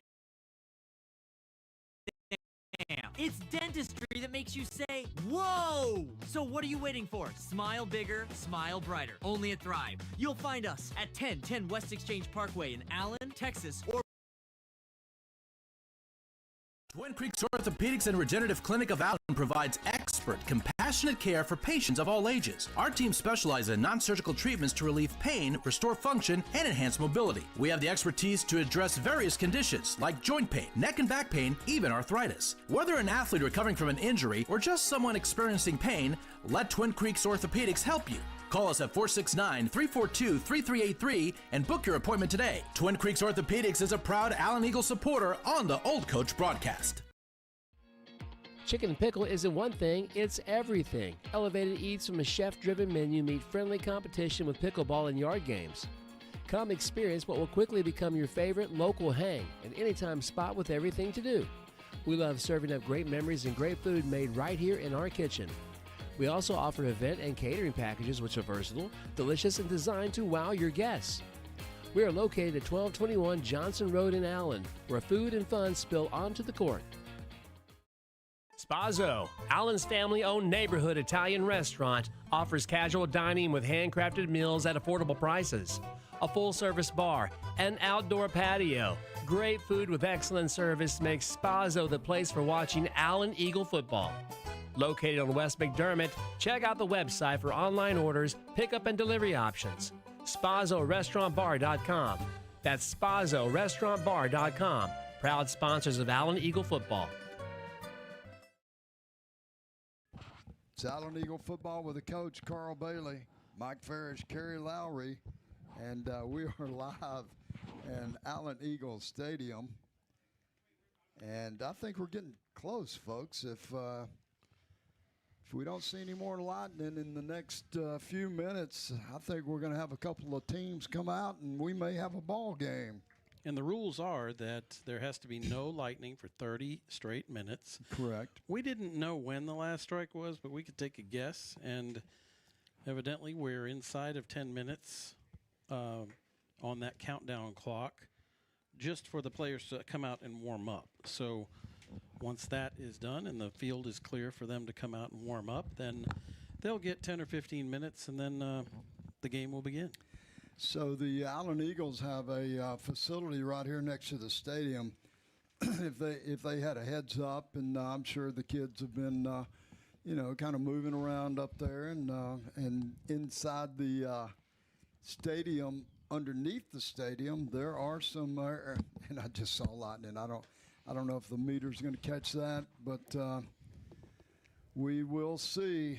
We were getting close, though, so close. But under the stadium, there's some areas of turf and where the track team practices, and some spacing in there that Cedar Hill can move around a little bit. It's not like being in a confined locker room. Yeah, these teams could probably hit the field and be ready to go a little quicker than others who've been sitting in that confined locker room and stretch, jog a little bit. You'd want your quarterback and receivers to throw and catch a little bit, but they would probably get ready to go a little quicker than some people would. And, the only game we've heard that's been completely canceled is Frisco and Melissa, which is just a little bit north of here. But everything else, all around the Metroplex is still in a weather delay. There are a few games that have progressed to the third quarter, so they're dodging the storm there. And that Frisco-Melissa game, I think it was canceled about an hour ago. Yeah, it canceled pretty early considering. Allen Eagle football with the coach. We thank everybody hanging with us tonight, and hopefully we will be able to get started here pretty soon. Tell your friends, just in case you didn't realize it. Mike said some of those games are third quarter. Well, this game never started. That's right. And now that there are players out on the field right now. I see some from Cedar Hill. Nobody from Allen yet's come out. The referees, officials are down in the end zone, in the south end zone. So quarterback out for Cedar Hill's warming up. People are drifting back to the bleachers. A lot of people, I think, have already made the trek home. That's very possible and likely, but yeah, that's evidently we are getting very close to them turning on that stadium clock to get an official countdown to a kickoff. As we said, out in Prosper at the Children's Health Stadium out there, they have a 9:15 planned kick. Referees are out there stretching. Keith Paxton, our cameraman, has been jogging in place and stretching for a bit as he's getting ready. Well, a note came in, Salina and Waco Lavago game was canceled. Were they playing at Salina? They were. Mm-hmm. Yeah. We haven't mentioned tonight that the great coaching legend G.A. Moore passed away today. Really? And much of his career was at Pilot Point and Salina, and ran off a string of over 70 victories and 4 state championships at Salina just before he retired. So prayers go out to G.A. Moore's family up in Mustang. Yeah, G.A. was definitely a legend in Texas high school football coaching circles, and very well known. So trying to get to my notes on that one as well. Had that today. Well, not sure if that lightning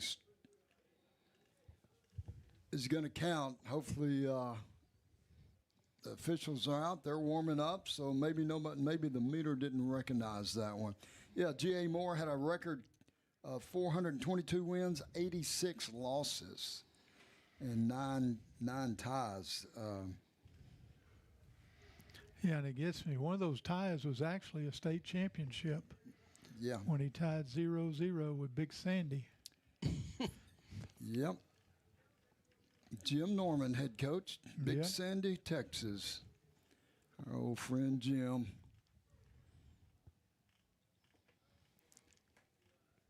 Our Credit Union of Texas weather update. The temperature at kickoff would have been 88.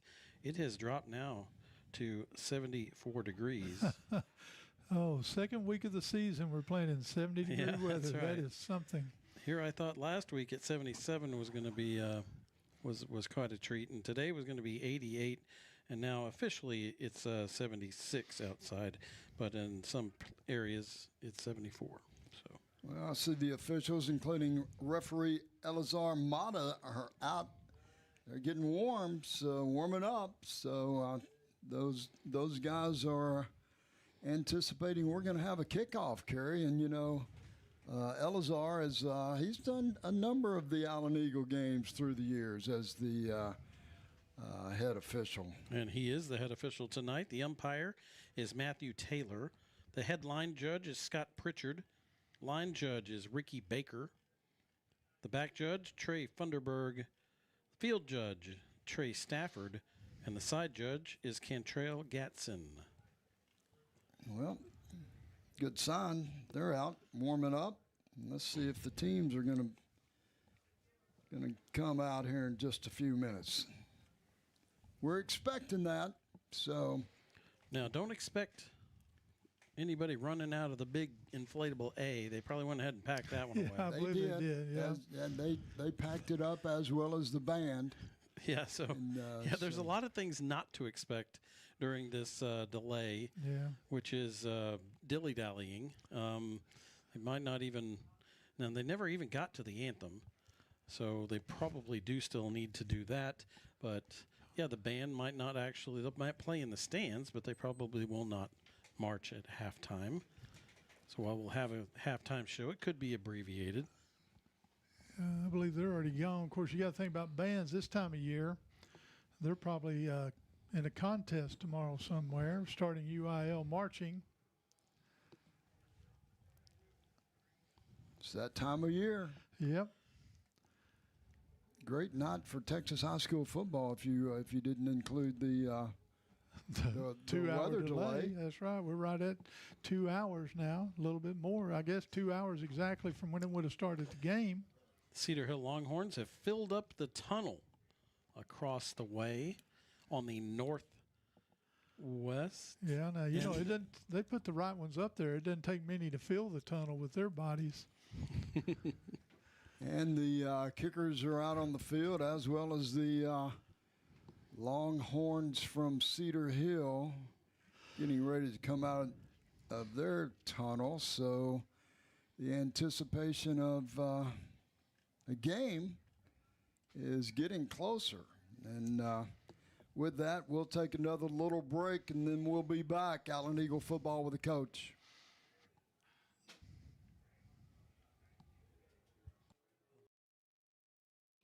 The Allen Flower Shop has been in business since 1972 and is the second oldest business in Allen.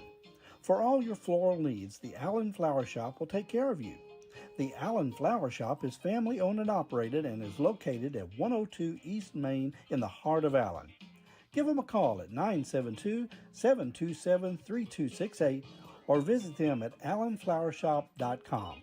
The Allen Flower Shop says, "Let's go Eagles!" Welcome to Infusion Lounge Wellness Spa, your destination for IV therapy, peptides, and functional medicine. We help restore your energy, balance hormones, reduce inflammation, and perform at your best. And because we believe in supporting our community, students and teachers enjoy exclusive discounts. At Infusion Lounge, we enhance physical endurance, mental clarity, and academic performance so you can thrive in and outside of the classroom. Located at 190 East Stacy Road, Suite 1720 in Allen, Texas, or online at infusionlounge.com.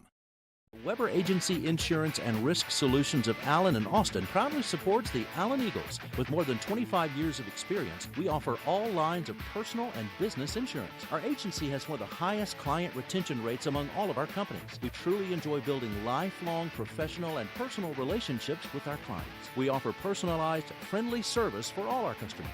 For more information, contact Brandon at 469-500-0771 or on our website at webersure.com. Let's go Eagles!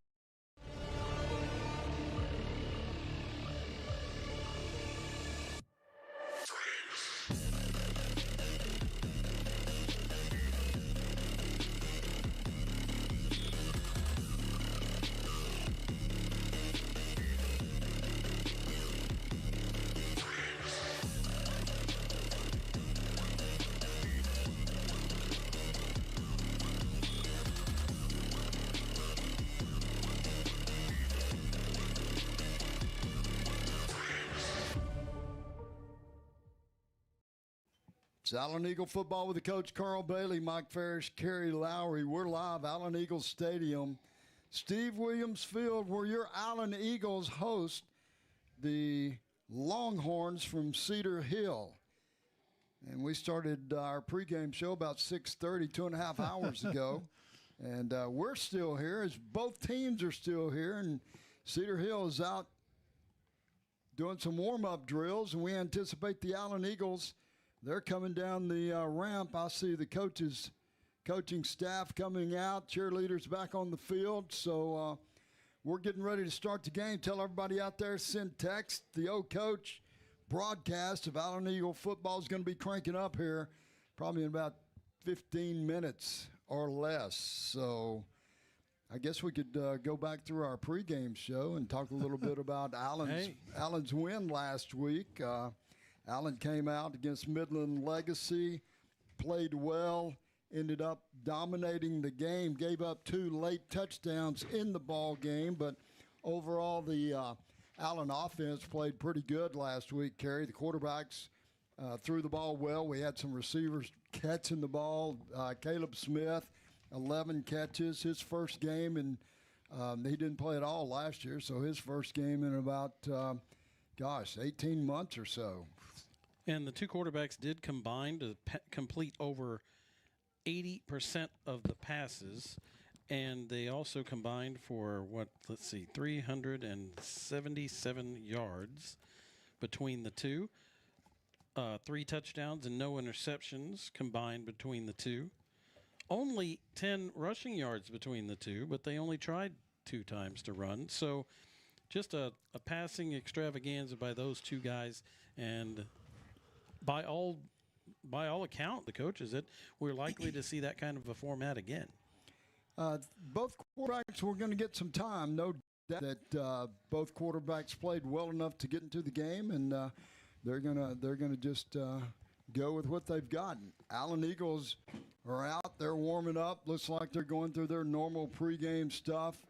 It's going to be abbreviated a little bit, but they're out on the field.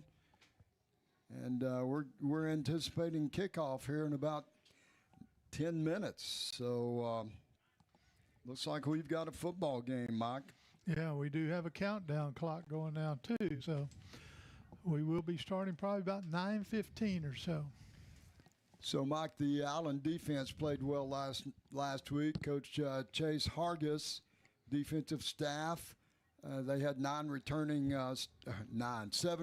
starters and 2 other players that played quite a bit. They had 9 athletes coming back on defense from last year's 13-1 squad, and they proved that they're ready to play.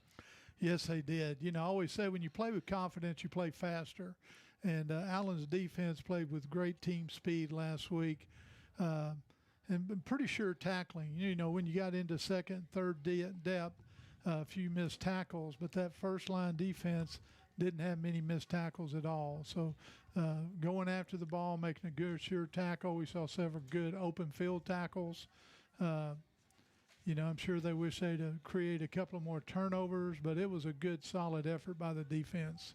Well, tonight the Eagles, they beat Midland Legacy last week 46-13, and they face a very athletic Longhorn team. You know, we were down there in the pregame down on the field, Kerry, and talked to Coach Wigington.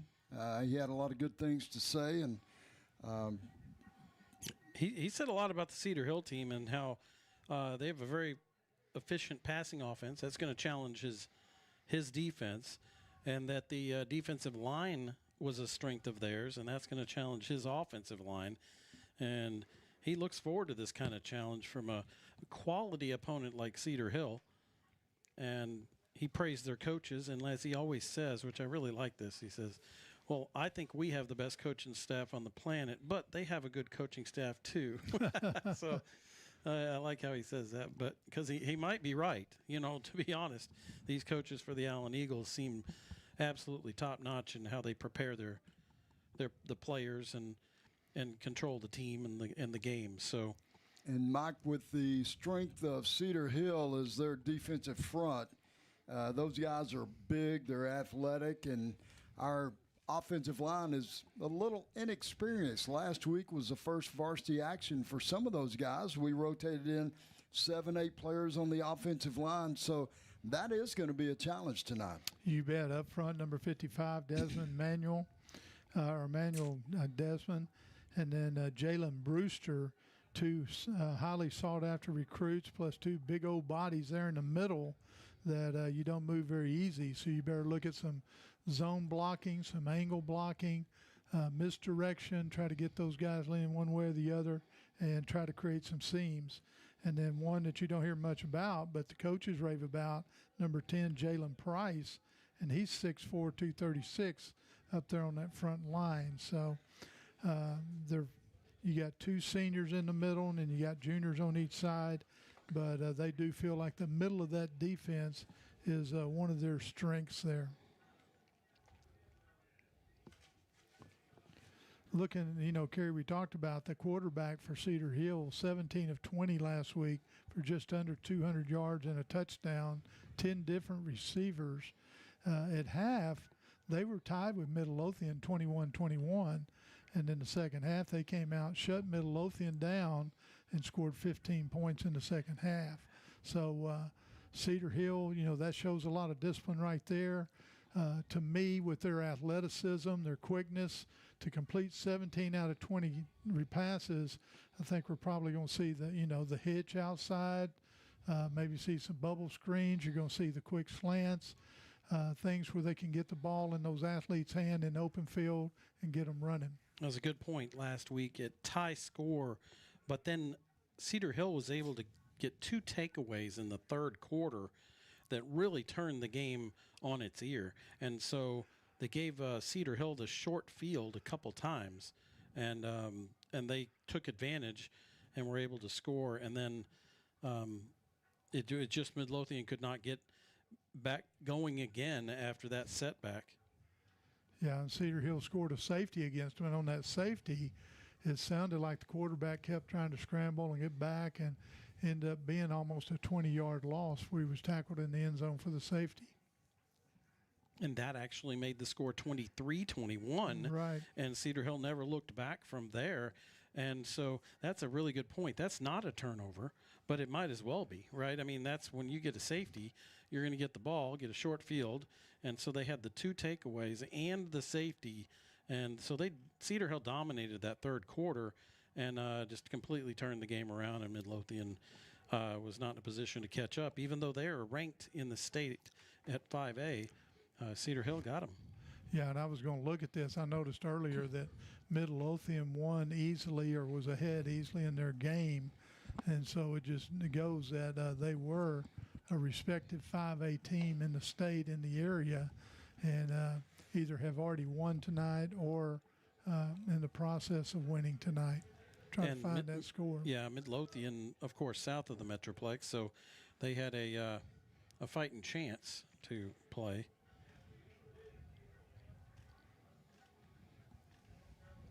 You're rifling through those scores. I don't see them either. Yeah, I saw them earlier. Of course, I've got them all here. I didn't divide them by classification. Yeah, they're going to pop up here in a second. I forget who they were playing. They were playing a pretty good team, I thought. Teams, Allen Eagles are now starting to gather down there inside the 5-yard line as they have the ritual where the kicker will kick as they are all yelling and chanting.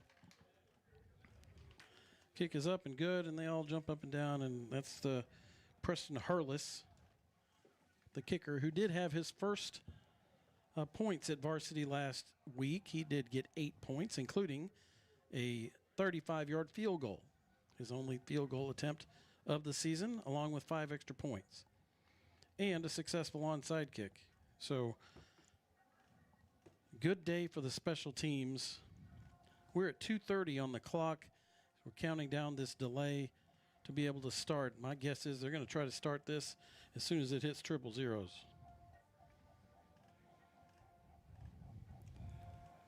There's Midlothian. Yeah, they're beating Ennis, or have beaten Ennis. I guess it is final, 59-41. So Ennis is usually a pretty strong program. So Midlothian bounces back from losing to Cedar Hill last week to defeat Ennis 59-41. That was a pretty quick game. They might have skipped halftime down there. I never saw if it was postponed or suspended or anything, but it is a final score. Well, credit to the Cedar Hill. It's because they played last night. Oh, okay. All right. Well, that's one way to get out of the weather problem. I look at the date, yeah. Credit to the Cedar Hill band, who actually is still here. As well as the Allen band. They came out. All right. There you go. We've got the band here, cheerleaders here. They're down in their normal section, and the Allen Eagles are on the sidelines. Cedar Hill out in the middle of the field still, and we'll get ready for kickoff here pretty soon. So let's take one more break. We'll be back. Allen Eagle football with the coach. So I asked Cheney if we could. Twin Creeks Orthopedics and Regenerative Clinic of Allen provides expert, compassionate care for patients of all ages. Our team specializes in non-surgical treatments to relieve pain, restore function, and enhance mobility. We have the expertise to address various conditions like joint pain, neck and back pain, even arthritis. Whether an athlete recovering from an injury or just someone experiencing pain, let Twin Creeks Orthopedics help you. Call us at 469-342-3383 and book your appointment today. Twin Creeks Orthopedics is a proud Allen Eagle supporter on the Old Coach broadcast.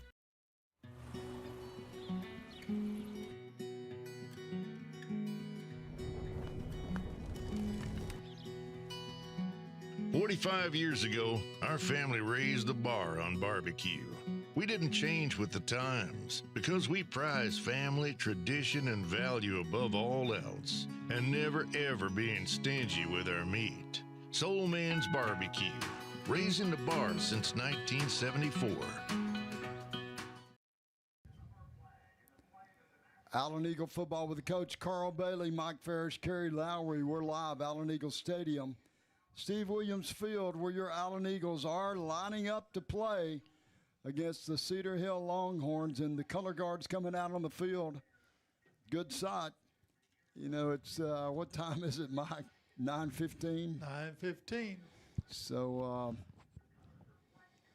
2 hours and 15 minutes after the original kickoff schedule. We came on there at 6:30 and had some interweb problems, connectivity, but we're back and hope you're with us. We're going to take it down to the field as the color guard comes on. Well, in 2.5 hours is not a record, though. We've been longer. We have.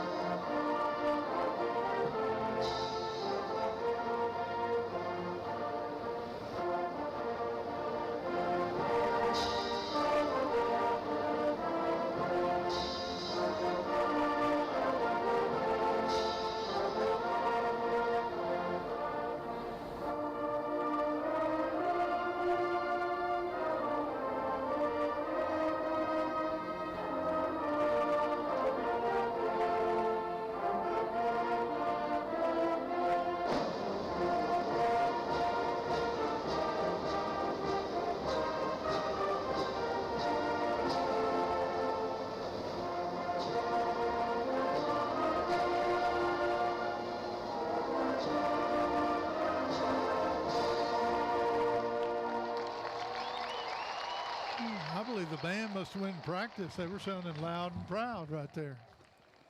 Allen Eagle football with the coach Carl Bailey, Mike Ferris, Kerry Lowry. We're live, Allen Eagle Stadium, and As you know, with a home game, Allen football, the athletic department asked us not to broadcast the game live, but we give you a little hybrid broadcast, just not an audio broadcast. We try to interact with you. Let us know you're watching us. We'll give you the best play-by-play and color and everything we can do to bring the game to you live, just like you were here in the stadium. I know we had a 2.5-hour delay tonight before we got to field action. And if you stayed with us, I don't know if you got bored or not. Hopefully not. We try to make it colorful and enjoyable, but it's game time. It's kickoff time. Here we go. Allen Eagle football. Thanks for coming aboard with us. And hopefully everybody's got their connectivity going and everybody's ready. Cedar Hill's going to receive the ball. Allen's going to be kicking from our right to left. Allen's in their dark uniforms tonight. It's almost a dark navy, kind of a navy shade. I was going to say, or gray. Sometimes I call it gray. Kind of depends on how the light hits it, I guess. But this is a uniform. We hadn't seen that often, maybe once or twice a year. Dark helmets, and Cedar Hill's in all white, red helmets, red trim. And this game should be a good one. Got some very athletic players on both sides of the ball. Back deep for Cedar Hill. Good Edwards Muhammad. And kicking off for the Allen Eagles. Allen has 2 kickers, Kerry. And they kind of trade out. We might get the left foot kicker. We might get the right foot kicker. That's you right. just got to keep up with it. Preston Hurlis, the lefty, and Sam Smato, the sophomore righty. We'll see who kicks it. It's going to be a short kick. Whoa. Fielded by Cedar Hill right at midfield, and the Longhorns have great opening field position. Actually, they're getting the spots at the Allen 49-yard line. Yeah, that was a line drive. That was a good field by the Cedar Hill front lineman there. So we got that last week. If help me out, Hurlis kicks the ball, it's going to be short, and then if Sam kicks it, it's going to be in the end zone. So. 1st and 10, Cedar Hill, Muhammad at quarterback. 2 receivers go to the far side of the field. That's the wide side of the field for the quarterback. In the backfield is Carter to the quarterback's right. Carter gets a handoff up the middle. He turns ahead for about 6. He's a load, Mike. He carried the ball 19 times last week, but he's their bell cow. He's the one they're going to go to. Yeah, 5'11", 190, but he plays bigger than that, I believe. Especially when behind some of those big old linemen up front there. 2nd and 4, ball at the Allen 43-yard line. Cedar Hill puts 3 athletes wide side of the field to the quarterback's left, tight end right, short side of the field. Snap back, quarterback Muhammad rolls out. He's going to be taken down to the backfield.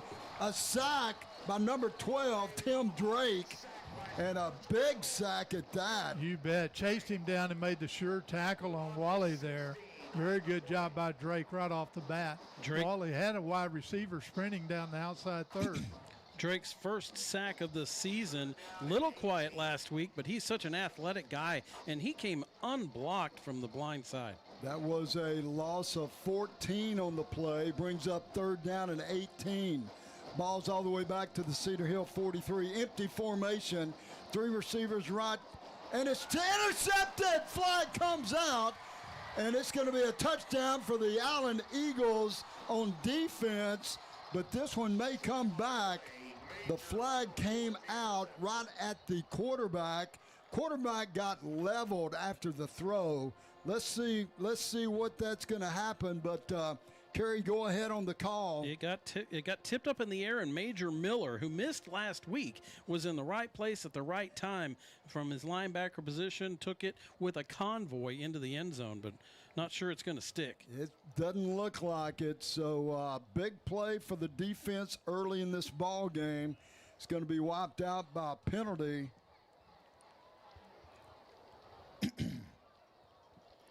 But it was right at the quarterback. I don't know, his hands in the face or a face mask. But they almost look like they're going to – no, it's not going to be automatic first down, but – and that's a long mark-off. Sideline warning. Yeah, I think so. Roughing the passer also. Well, then So the Well, I thought he threw the flag before he ever got hit or anything. Roughing the passer is an automatic first down, so a bailout on 3rd down and 18 on a would-be touchdown return. Instead, it's 1st down and 10, Cedar Hill at the Allen 42. 1st and 10, 3 receivers to the right side of the quarterback. Wide side of the field, tight end left. Handoff goes to number 8, Carter, trying to come to the right side. Stopped in the backfield. And number 28. 28. Katie Mitchison makes the tackle officially, even though he was just there when the guy fell down. Mitchison was the defensive player of the game last week. Yeah. Now, Carter, we saw there because it rained hard during the break, and he lost his footing pretty quick. So I'm sure they didn't bring multiple pairs of shoes up here. Loss of 5 on the play. 2nd down and 15. The ball's at the 47 of Allen. Muhammad at quarterback. 3 receivers right, tight end left. Muhammad drops back, throw in the flat, complete, but he's not going anywhere. That's number 7, Trent Jones on the reception. But 2 or 3 Allen Eagles showed up at the same time. Katie Mitchison led the way there, Mike. Yeah. They're going to give him a good spot where he actually first caught the ball before he was driven back. No gain on the play. 3rd down and 15 for the Allen Eagles. Defense, Cedar Hill on offense. First possession of the ball game. Muhammad at quarterback. Jalen Williams checks in the backfield. 1 receiver right, 1 left. Williams rolls out of the backfield. Muhammad looks, throws deep, incomplete. The intended receiver was Adrian Borden, and it goes over his head, incomplete. Brings up 4th down. Punt team comes out on the field for the Longhorns. Yeah, Kai Wheaton back there defending. I believe you also had, I'm missing my number right now.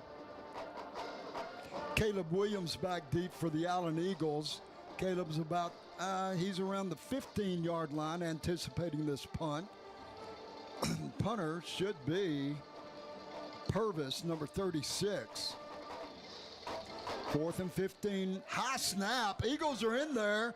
They knock the punter down. Flag comes out, and this is going to be against the Allen Eagles as well. Yeah. LeBron Bauer is pleading his case, but I don't think Elazar is listening to it. And I don't see how they didn't keep from at least tipping it or getting a piece of it. They were all over. You had 3 people right there on the punter's leg. They threw the flag immediately, but I'm sure that they're pleading that maybe they did. Jacob Wilkerson saying maybe he did get a piece of the ball or something. And they did not take that as LeBron Bauer, yeah. So I believe they didn't say roughing the kicker, though. Did they say running into? And that's a difference. And that would be 5 yards? It would be. He did not list personal foul, which is what it would be. And now the walk-off is 5 yards, so it will be another punting situation. Or is it going to be? He hadn't put the ball down yet. Ball should be spotted around the 42-yard line of Allen, which is going to bring up a 4th down around 10. And so let's see what Nick Ward and his coaching staff from Cedar Hill is going to make the decision. And it looks like the offense is on, well, this is. And Allen might have caught a break there by running into the kicker instead of roughing the kicker. Okay, so they declined the penalty. Okay. It was running into the kicker, by the way. There's a distinction between the 2 signals. Okay, so Cedar Hill took the option. They declined the penalty instead of coming out and kicking again. Caleb Smith had fair catch the ball for Allen at the 22-yard line of Allen, and so that's where the Eagles will start on offense. First look at the offense. Eagles come out 1st and 10 at the 22. Dowd at quarterback. Caleb Smith in motion across the formation. Dowd throws out in the flat, is complete to the back, out of the backfield. That's Lyndon Spriggs. Lyndon's going to pick up maybe. Nothing. Listen. He didn't get anything. He didn't get anything, I thought he was going to get a couple. I thought he did too until look across. Dowd was under heavy pressure there. So I keep getting the question on the chat of why we can't show the game. It's the athletic department decision. They want an audio broadcast and not a video broadcast. So here we go. Handoff, Caleb Smith on the reverse behind the quarterback. He makes a cut. He's at midfield. He's at the 40 of Cedar Hill and taken down. And Jet, they call him Jet for a reason. He turned on the Jets there. He hit the corner. There were two Cedar Hill Longhorns right there. He made the break. He made the cut. And this Allen Eagles 1st and 10 from the 39-yard line of Cedar Hill. Had a hand on him, and that's all that brought him down was one hand. 3-by-1 set. 3 receivers right, 1 left. Ball on the left hash. Dowd, quarterback draw up the middle. Cuts it to the left and taken out of bounds. It looked like there was going to be more there. He gained about 8 yards on that play, but Mikey went up the middle, cut left toward the sidelines, and they hemmed him up. Nice run by Dowd. He had a nice run last week. 8 yards last week. So that's his second rush of the season, both for 8 yards. That one almost looked planned, like a quarterback draw. You called it a quarterback draw, and based on the blocking scheme, that's almost exactly what it was. Eagles ball left hash toward the Allen bench. Eagles going right to left in this first quarter. Johnson across the field in motion. Dowd, snap back. He drops it. He picks it up. Tries to throw it away on the ground. The referee is calling him down, and that's going to be a big loss for the Allen Eagles. Dowd just couldn't hold on to the ball. Yeah, and probably a break there because he was trying to shovel it, and that wouldn't have been a good move at all. 13-yard loss on that one, and his knee had gone down as he was trying to throw. He did get it away to a receiver, believe it or not, at the receiver's feet, but they weren't buying that. They said his knee had hit the ground beforehand. It's going to bring up 3rd down for the Allen Eagles, around 15 to go. Ball at the 45-yard line of Cedar Hill. 2 receivers right, 1 left. Dowd at quarterback, ball on the left hash. Spriggs in the backfield. Dowd drops, throws, complete. Out across the 40, inside the 35. That's number 11 on the program, Josiah Johnson. I'd say there's a chance he'll go for it. It's going to be 4th and about 3. 13 yards on that little crossing route. I don't see a kicker out there, Coach. Yeah, I think they're going to go for it. Keep the offense on the field. 4th down and 3. Ball at the 32-yard line of Cedar Hill. 6:40 to go in the first quarter. We had a late start if you're just joining us. Here the Eagles go. Fourth down. 3 receivers left. That's the wide side of the field. Ball on the far hash. Dowd at quarterback. Spriggs in the backfield. Dowd drops, looks, sprints left. Pulls up, throws, has a receiver at the 16. Caleb Smith goes down, catches the ball. 1st down, Allen Eagles. Good throw and catch. Good job, Caleb, sprinting at the sideline. Had to gather himself in time to catch it and stay in bounds. 1st and 10, Allen, 16-yard line of Cedar Hill. Keep in mind, he was rolling to the left, but guess what? He's left-handed. I was going to say, remind everybody, he's a left-handed quarterback. So he put a lot on that pass, and Caleb Smith made such a secure catch. Ball on the left hash. Eagles going right to left. Dowd at quarterback. Spriggs in the backfield to his left. 2 receivers far side of the field. That's the wide side of the field. Snap back, throw, and it's incomplete. Dowd kind of threw behind the receiver, but flag comes out late. And let's see what that's going to be. Carter Harris was the intended receiver. If anything, the defender had him hooked at the waist and kind of spun Carter around a little bit. We're going to hear him what happened.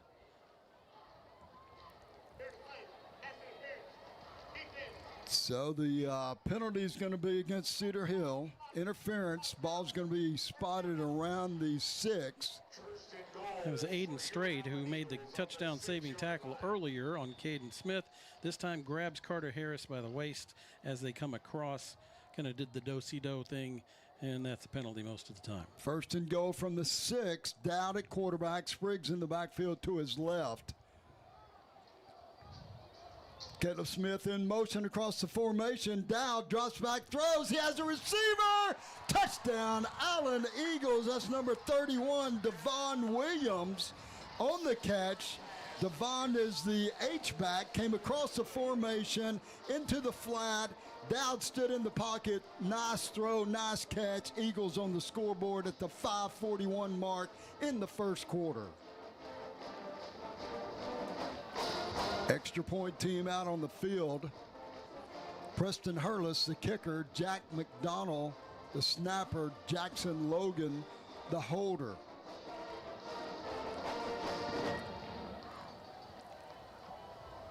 Snap back, placement down, kick is up. And it's good. Makes the score Allen 7, Cedar Hill 0. It's Allen Eagle football with the coach.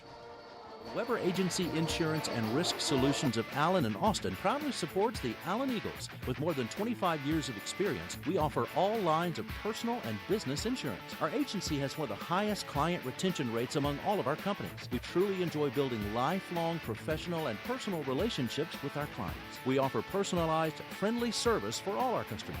For more information, contact Brandon at 469-500-0771 or on our website at webersure.com. Let's go Eagles. Allen Eagle football with the coach Carl Bailey, Mike Ferris, Kerry Lowry. We're live, Allen Eagle Stadium. Allen Eagles take the ball in their first possession of the ball game, drive it down 78 yards. You tell them, Kerry, what's the drive? 78 yards, and it took quite a few plays and a couple penalties. Finally got in the red zone on a fourth down conversion pass to Caleb Smith, and then is capped off by a pass, his first catch of the season, the tight end H-back Devon Williams from J.D. Dowd. And the run back for Cedar Hill's out across the 30. Flag comes out late, though. Looks like it may be against the Allen Eagles. Eagle Eye Kerry Lowry tells me it could be the old horse collar on that one. Still getting a lot of questions about the game, the stream. This is the game stream. This is the live stream. And I understand people that haven't watched the game, if you're over in Cedar Hill tonight trying to watch the game, if you're in Allen, you're at the stadium, you left, you went back home. Well, this is the stream broadcast. This is our 16th year to do the broadcast for the Allen Eagles. And the athletic department requests that we do an audio-only broadcast, which we like to do it a hybrid broadcast where we can interact with you and try to bring the best we can to the ball game for you. But this is it. Looks like that was a 15-yard penalty for the horse collar. Cedar Hill has the ball, spread offense. Now one of the receivers goes into the backfield. That's Trent Jones. Two receivers left, one right. Handoff Jones, nowhere to go. Swarmed up by a bunch of Eagles. And our friend Major Thomas would call that what? A convocation. And he's up in New Jersey listening to us tonight. He's on East Coast time.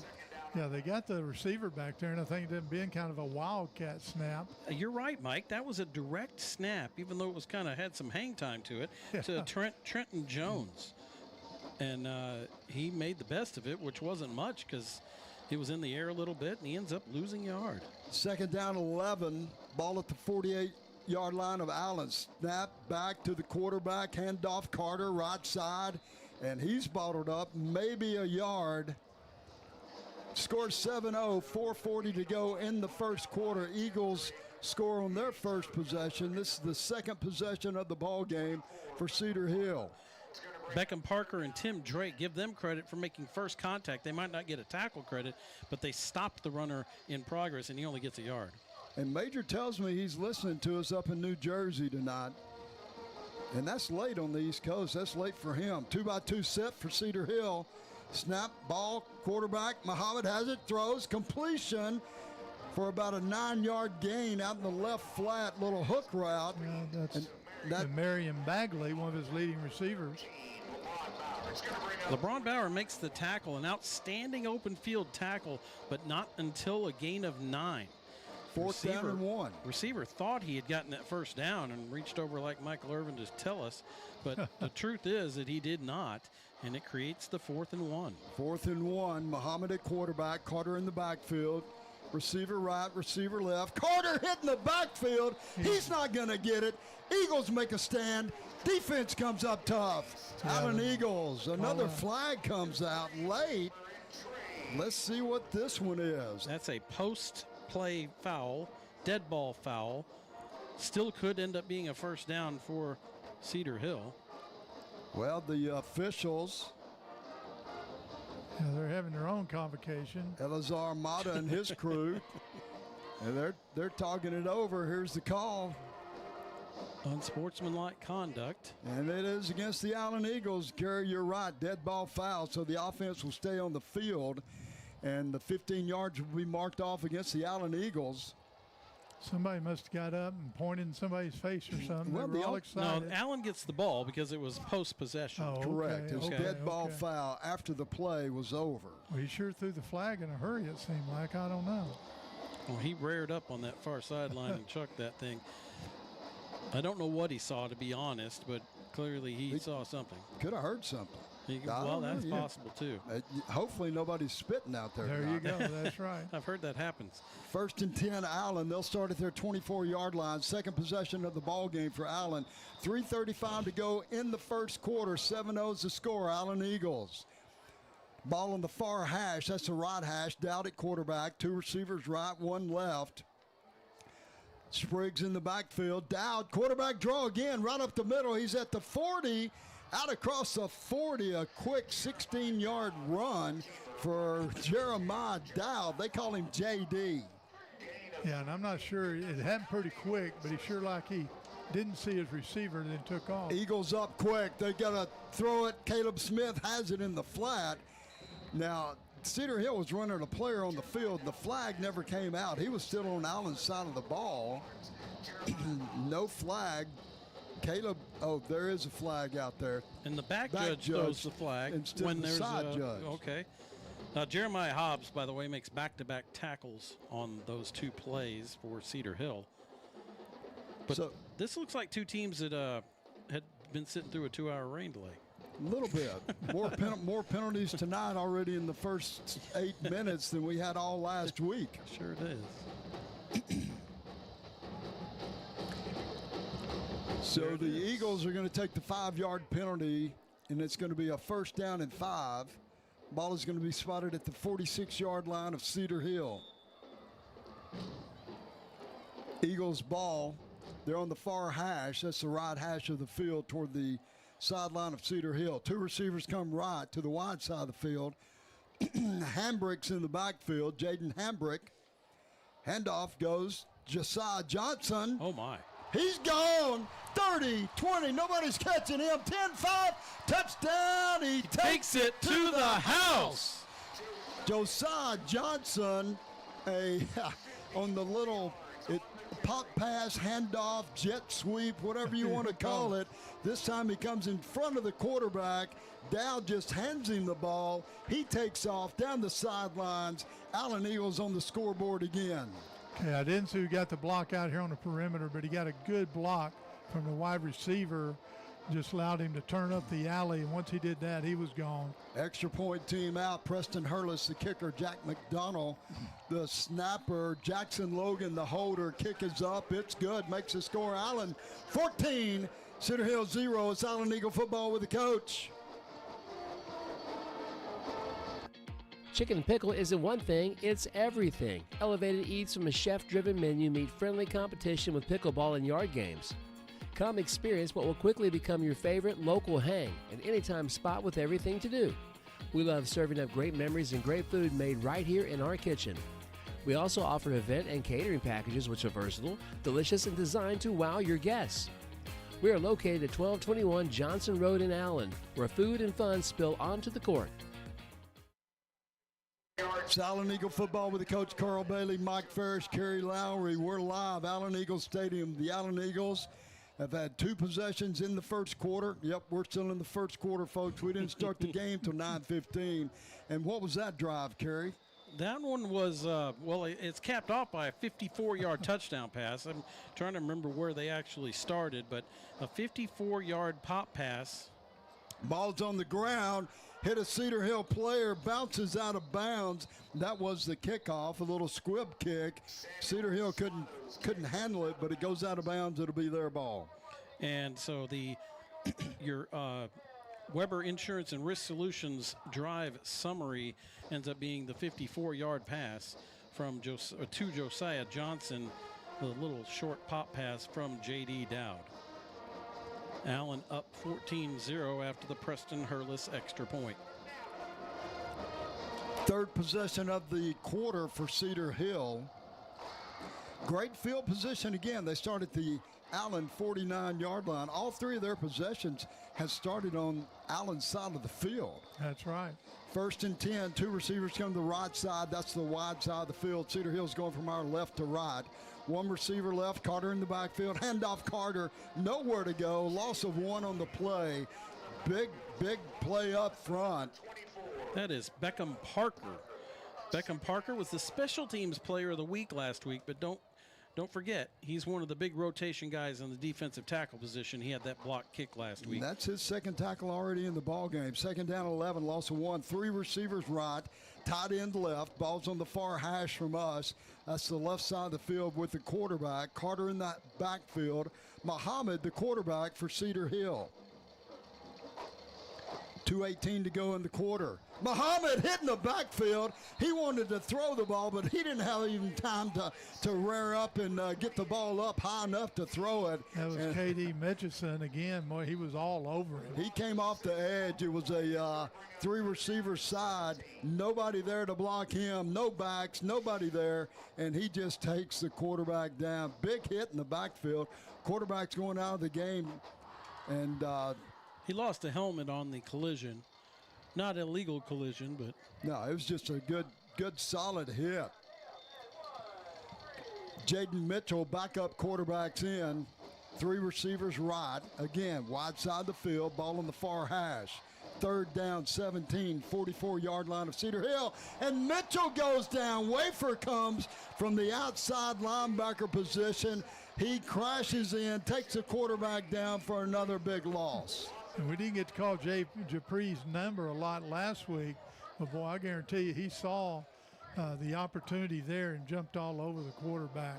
Mike, that's something that Coach Hargis and his staff must have picked up on. Yeah. When they put three receivers out and the backs in the backfield, he's not picking up the outside rusher, the blitzer coming off the outside, and it's evident that the coaching staff picked that up.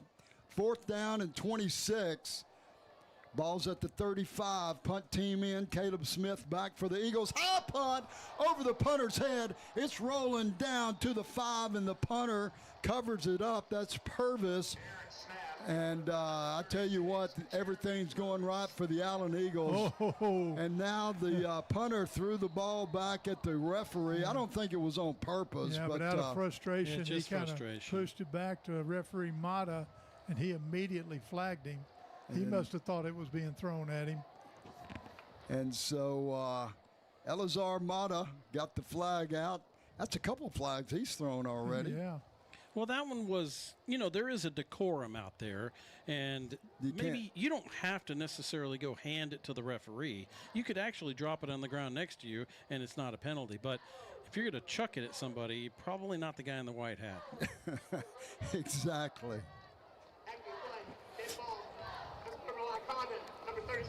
Well, the ball was going to be spotted around the 5, and so now it goes back. And to the so two the player was disqualified. Oh, that's something.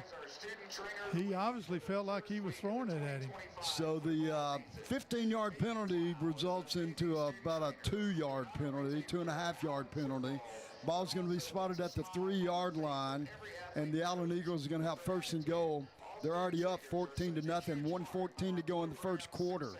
Josiah Johnson and Caleb Smith both split to the right side. That's the wide side of the field. Jaden Hambrick's in the backfield. Dowd's the quarterback. Overload left side with two tight ends and an H-back. And Hambrick gets the ball inside the 5. He's pushing forward, and he looks like he's going to go in the end zone. Touchdown, Allen Eagles. Jaden Hambrick drives it in from about 2.5 I don't know if they're going to give him 3 or not, somewhere around there, but Hambrick's in the end zone. Good job by the line, realizing where he was, and everybody just getting in the scrum and pushing forward. And I guarantee we'll start calling Hambrick money inside the 5. Extra He point. is your red zone runner for sure. Extra point team out. Preston Hurlis, the kicker. Jack McDonald, the snapper. Jackson Logan, the holder. Kick is up. It's good. Makes the score Allen 21, Cedar Hill 0, 107 to go. First quarter. It's Allen Eagle football with the coach. The Butcher Group of Ebby Halliday is a real estate business focused on putting our clients' needs first. Our job is to make sure you buy right and then sell for the maximum dollar. Not all agents and companies are equal, so let us show you why we are right for you. We are full service, full-time, and experts at what we do. Let us take your stress away and help you with your real estate needs. Contact the Butcher Group, 214-415-9787, or at www.butchergrouphomes.com, www.butchergrouphomes.com, and go Eagles! Prosper. Hey, Allen Eagle football with the coach. Rain and Prosper, storms around Little Elm, and it's a storm here for the Cedar Hill Longhorns. The Allen Eagles have jumped out 21-0, 107 still to go in the first quarter. And I'll tell you what, nice play there by the Eagles. And your Eagle Design scoring summary is 1 play, 3 yards after the bad snap. I don't know, the muffed punt, whatever. It goes over the punter's head. Finally downed at the 3-yard line. 1 play, handoff, Jaden Hambrick. That's usually all it takes inside the 5-yard line. And the Allen Eagles are up 21-0. And so this time kick goes deep. That's Sam Smata. Is it Smato or Smata? Well, it's Smato is how it's how it's spelled, but one way or another, he can Smato the ball, if you want to say that. He's a sophomore, and boy, he got a leg. No doubt about that. I just like calling him Sam. Yeah. First and 10, He's Cedar your Hill. kickoff specialist is what he is. They start at the 25-yard line. Worst field position of the night. This is their 4th possession. Had the ball 4 times now in the first quarter. 2 receivers right, 2 left. They're going from our left to right. Short side of the field toward the Allen bench. That's toward the quarterback's right. Carter in the backfield. He's on the right side of the quarterback. And it looks like we have a timeout. They couldn't get the play in. They decided instead of taking the delay, they'll just take a timeout. And we'll just keep it right here because I just got to give a shout out to our sponsors and thank them so much for sticking with us and coming back. This is our 16th year to broadcast Allen High School football games and our 222nd broadcast. And I love doing this, and I have the best guys in town that help me, and Mike has been with me, and Kerry's come on board here in the last few years, and couldn't do anything without Chad Price, our engineer, does it all, puts it together, and our camera crew, the Paxton family, they're out in force. Keith Paxton and his son Thomas, and just a great team that brings this broadcast to you guys. So first and 10, Cedar Hill, 2-by-2 set. Muhammad quarterback. Carter comes left side on the handoff, or he's right side, left side of the defense, and he's going to pick up a yard or so. Yeah, it looked like he had a little bit more daylight that time, but the defense closed in a hurry. Major Miller making up for lost time, not playing last week. Had a little injury kept him out last week, but he's back. Glad to see him back. 3-by-1 set, 3 receivers left side, 1 right side. Carter, handoff up the middle. He pushes ahead this time. Nice run. Gain of about 6 is going to bring up a 3rd down and short, 3rd and about 2, maybe 3, depends on where they end that scrum. You know, Mike, they just keep pushing these days. And yeah, you never know when the whistle's going to blow, so you got to keep tackling and pushing back. 3rd down and a short 3, 2 receivers left, 2 right, ball on the right hash. Muhammad in the ball game. He went out a while ago, lost his helmet after a big sack, but he's back in there. Carter in the backfield to his right. Snap back. Muhammad throws out in the flat. It's incomplete. Big rush there. He really didn't, Muhammad really didn't have time to throw the ball. He kind of underarm, sidewinding, and incomplete, brings up 4th down. Yeah, he's been throwing a lot of sidearm, and I think he's feeling the rush and starting to look for it very quickly and rushing his throw. The receiver never turned and looked back. So just so you can get an idea of why we're at the end of the first quarter and it's 21-0, that series right there got Cedar Hill back to 0 total yards. I start to say, yeah, they've been negative yardage the whole time. 4th down, punt team's out. And this one is blocked. LeBron Bauer blocks it, and he takes it to the house. Touchdown, Allen Eagles. LeBron came off the right side of the defense. Nobody touched him. This is the backup punter because the punter got kicked out in the last series when he threw the ball at the referee. I forgot about that. And that was a slow windup, and LeBron blocked it, picked it up on the bounce, and took it to the house. Brought to you by the Butcher Group, and the extra point team is back out on the field with 2 seconds to go in the first quarter. Yeah, LeBron nearly had to slow down to block that thing. He was back there so quick. Preston Hurlis, the kicker. Jack McDonald, the snapper. Jackson Logan, the holder. Kick is up. It's good. Makes the score Allen 28. 0 for the Longhorns. Allen Eagle football with the coach. Ana Sophia's Mexican Grill has some of the best Mexican food around. Come and enjoy some carne asada, brisket tacos, shrimp enchiladas, and more of authentic Mexican flavors. And if you have a big event coming up, they even have a full catering menu. We have a family-friendly atmosphere and promise you will treat Suite 260 in Allen. Also check out our Instagram and online at AnaSophiasMexicanGrill.com. Come and let us know that the old coach sent you. Vamos Águilas, go Eagles. Return by number 13. Allen Eagle football with the coach.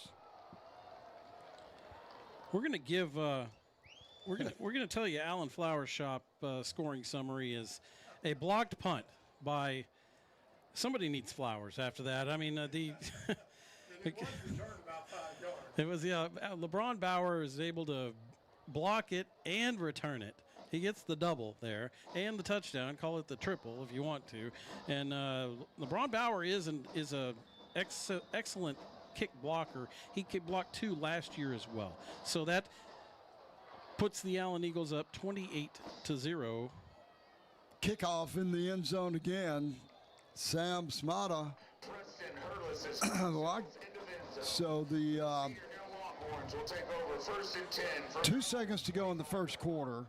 This is Cedar Hill's 5th possession in the first quarter. Well, they've got 1 first down, and I guess they count the punt as rushing yardage because they're back to a negative 45 rushing yards. Because those count as.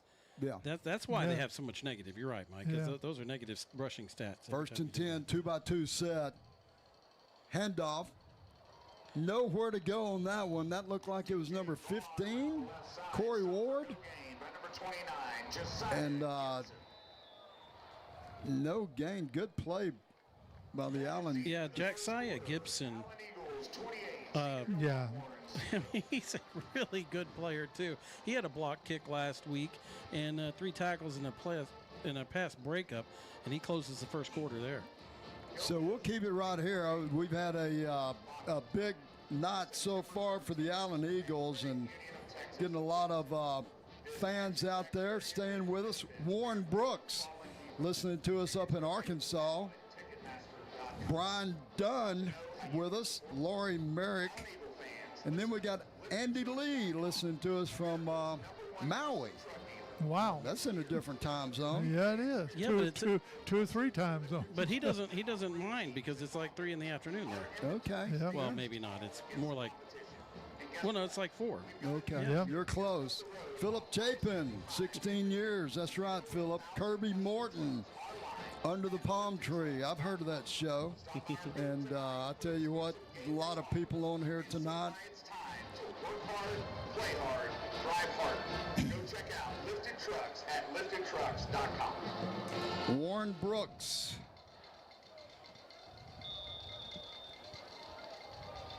Cedar Hill's ball. First and 10 from the 25. Second and 10 from the 25. 2-by-2 set, ball on the left hash. Muhammad at quarterback, throw on the flat, complete. Gain of about 5 on the play. That's number 7, Trent Jones. Let's give him 7 on the play. It's going to bring up a 3rd down and 3. Cedar Hill's going from our right to left in this second quarter. Muhammad at quarterback. They keep rotating these running backs in. Number 35's out there now in the backfield. That's DJ Vaughn. 3 receivers left side, 1 right side.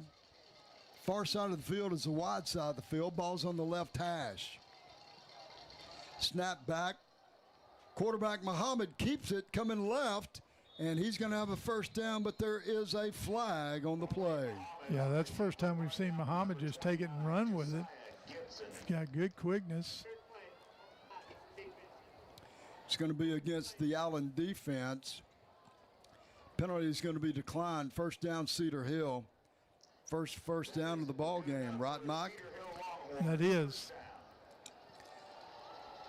Scores. That might have been their second one. I'm not sure. Scores 28-0. Yeah, that was their second one. First down and 10, ball at the 36 of Cedar Hill. 2-by-2 set, ball on the left hash. Wide side of the field to the quarterback's right toward the Longhorn bench. Snap back. Muhammad throws out in the flat. That was the back, Vaughn, out of the backfield, and he couldn't hold on to it. It's such a subtle difference right there when he throws that ball. He threw it a little hard. He also threw it to where the back had to kind of twist around. Yeah, he threw it to his back shoulder, yeah. And something so simple as a short pass like that to a guy wide open ends up being just a no gain. Well, and, you know, he's a little nervous back there, so he had a little velocity on that ball, too. Second down to 10, 3-by-1 set. 3 receivers right, 1 left. Carter on the handoff, and the Allen Eagles meet him in the backfield. Devin Palmer, Josh Shaw. And there is another flag on the play. I mean, we've had literally more flags tonight than we had all last week. Well, and you don't want this game to get sloppy like this with a big lead, but it's going to be a 5-yard penalty against Allen. Might have been encroachment. Come across the line, so it kind of negates a really good tackle for loss by Shaw and Palmer. Second down and 5, 2-by-2 set. 2 receivers right, 2 left. Vaughn in the backfield. Muhammad at quarterback. 10:30 to go in the second quarter. Ball at the 41-yard line of Cedar Hill. Muhammad drops back, throws. Vaughn has it, and he fumbles it.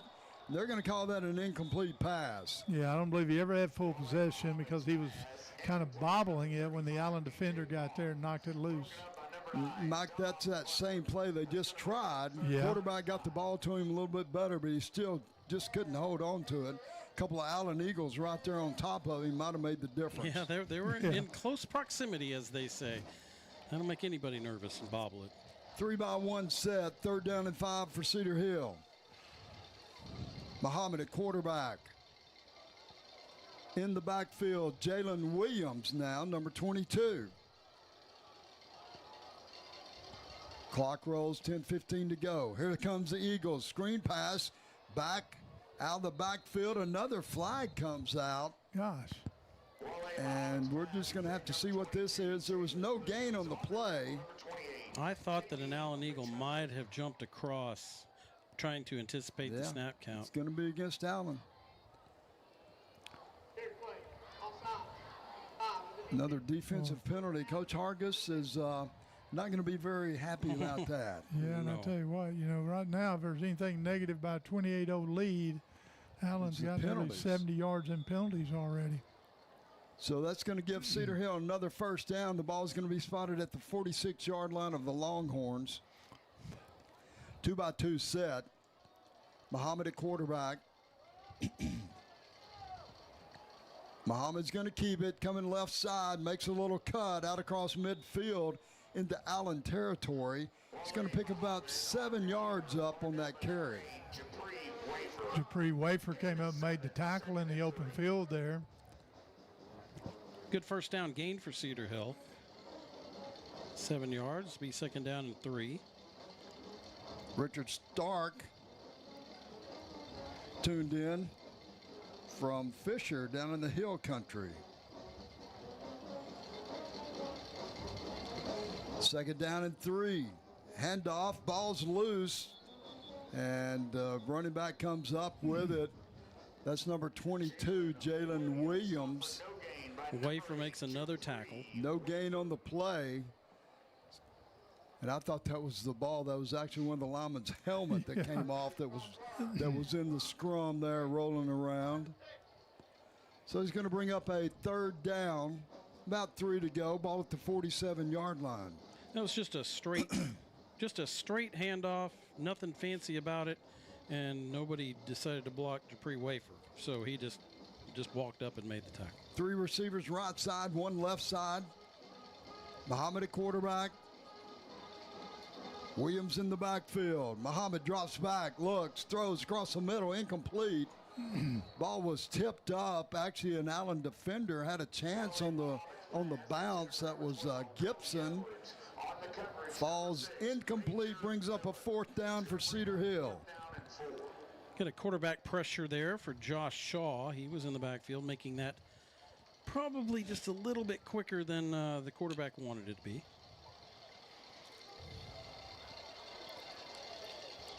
Fourth down, punt team. Yep, quarterback's possible. Short kick.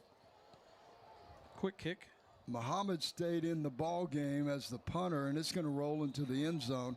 Good thought, and nobody back deep for Allen, and the ball just kind of rolls and rolls and rolls. And kind of worried at first because they had Caleb back, and then Caleb comes sprinting up to the defensive left side. And so if that thing had checked up at all, that would have been a good plan. Yeah, and it was a good kick. You know, that always looks goofy, and you think, why do teams do that? Well, Tom Westerberg used to do that with the Allen Eagles. He would get quarterback Nathan Dick to just go back there and act like he was going to throw and back up 3 more yards and kick. So it works. It's effective. No doubt. Really is. Well, the Eagles have the ball at the 20-yard line. 1st and 10. They're going from our left to right in this second quarter. Ty Snell in at quarterback, the freshman. Tight bunch formation left side. Hamburg in the backfield. Pitch pass goes to Caleb Smith. It's going to be incomplete. That's going to be an incomplete pass. Yeah, so, Cedar Hill got excited. They thought they'd recovered a fumble. So the Eagles lined up in a tight bunch formation. They put 3 receivers right off the hip of the tackle. Caleb come across in front of the quarterback, and Snell pitched it to him in an underhanded toss, and it's an incomplete pass. 2nd and 10. 2 receivers left, 1 right. Hamburg in the backfield. Snell keeps it, quarterback draw. He comes right side, tackled after a gain of about 5. Brought down by Alfonso Reed and Damian Bennett.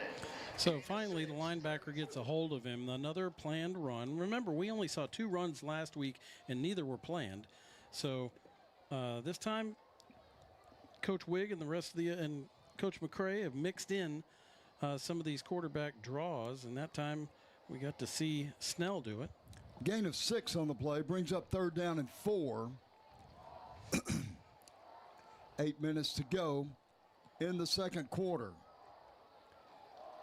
Play clock's running down. Doesn't look like we're going to get it off. The Eagles are going to take a timeout. We'll just keep it right here. Again, Ty Snell, if you are not familiar with the name, he's a freshman.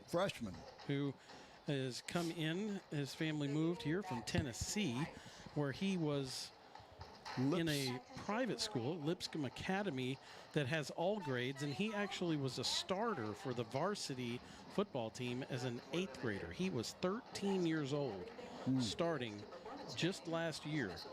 And his first start, he completed 17 out of 22 passes for 200 yards. And now he's 14, playing in the biggest division of the Texas high school football. That's right. You know, welcome to 6A football, Texas high school. And last week he was 9 out of 11 passing, about 13 yards every pass. So And so that's his first run attempt tonight. It is. Gain of 6, and brings up 3rd down and 4. Tight bunch formation for the Eagles. Now they spread it out. Now we go empty set. Nobody in the backfield with Snell. 3 receivers far side. They're in a little triangle bunch. Snell's going to keep it right up the middle. He's at the 35, taken down around the 38. First down, Allen Eagles. Move those chains. Let's move the chains for Twin Creeks Orthopedic. It looked like it was going to be a quarterback draw all the way, but he was so quick with his fake to turn his shoulders and had like it was a pass. It didn't get much for quarterback draw, but it worked for the first down yardage. Yes, it did. 1st and 10, Eagles, 38-yard line. Clock rolls down. 7:20 to go. Second quarter, Eagles up 28-0. Grant Abercrombie splits left side. Carter Harris comes right side along with Johnson. Johnson on the reverse screen. Now screen pass out to Hambrick. There are a lot of moving parts on that one. Eagles spread it out. Josiah Johnson goes in motion behind the quarterback, fakes a reverse. Hambrick comes out of the backfield into the flat, catches a little screen pass, but he's tackled right there actually for a loss of about 4. The only thing that went right in that whole deal was the fact that Hambrick caught it, and we kind of wish he hadn't because it ends up being the loss of 4 or 5 yards. 3 receivers left side, wide side of the field. Hambrick in the backfield. Snell drops, looks, throws, has a receiver. Harris got it at the 30. Inside Longhorn territory. He won't go down easy, and he drags about 4 Longhorns inside the 25. Well, that was a tough catch. He turned completely around. He was looking over his right shoulder, turned completely around and caught the ball with a defender on him, and them going across the field, dragging a couple of Longhorns with him. So the Eagles come up with a first down play, Snell to Harris, and they have the ball at the 25-yard line of Cedar Hill. Snell still in at quarterback. Eagles spread it out, put 3 receivers to the far side. They're in a tight bunch, little triangle set. 1 receiver right side. Snell drops back, looks. Another quarterback draw. He comes out of the pack inside the 20 and down to about the 11. Gain of 9 on the play. Well, he came out of the pack right there at the line of scrimmage, kind of stumbled a little bit. Yeah. Picks up 9 yards. Eagles up on the ball quick. 3-by-1 set. And movement up front.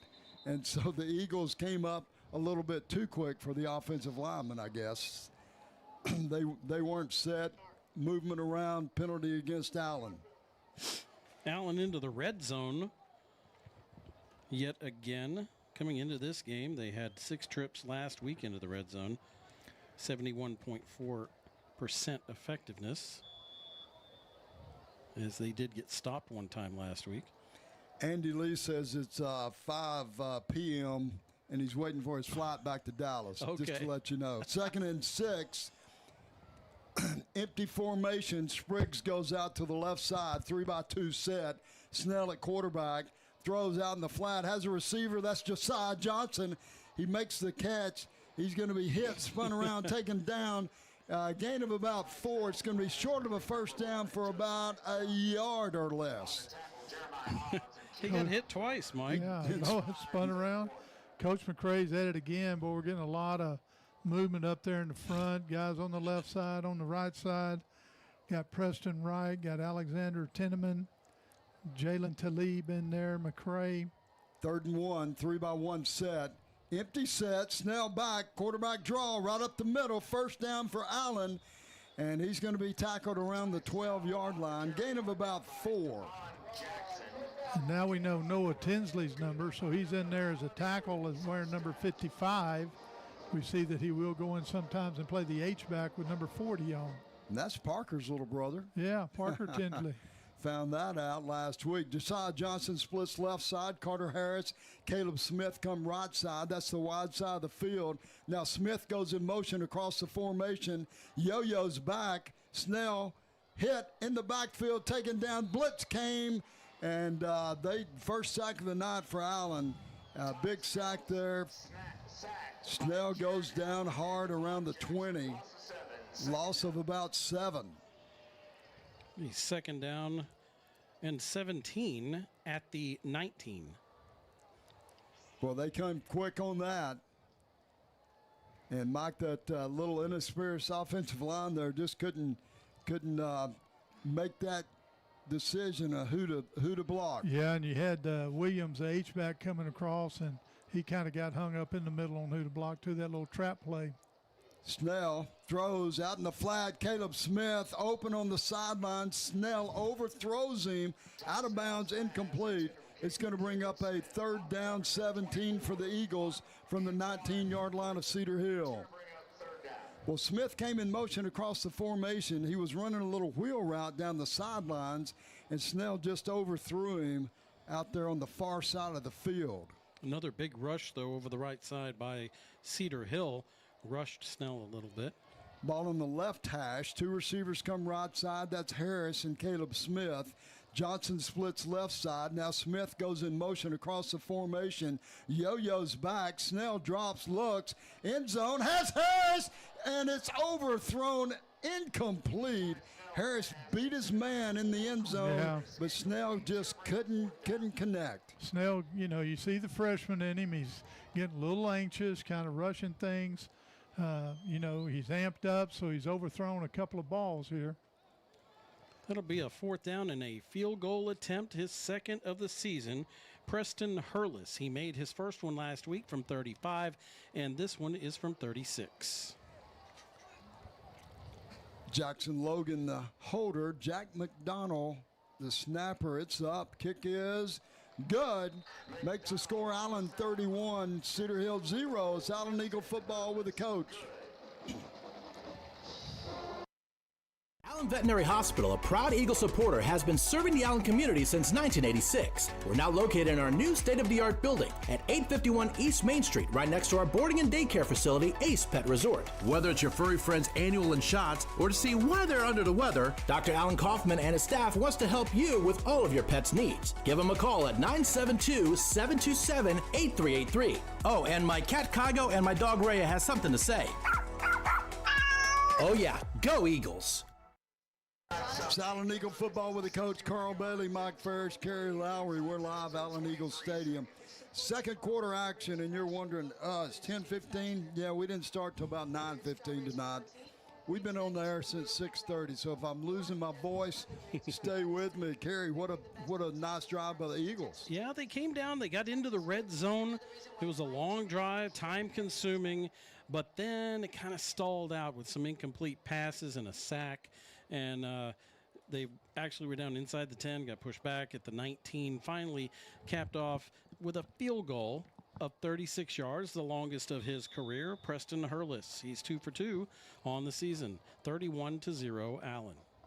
So 2 kickers come out, Hurlis and Sam Smato, and we never know which one's going to kick it.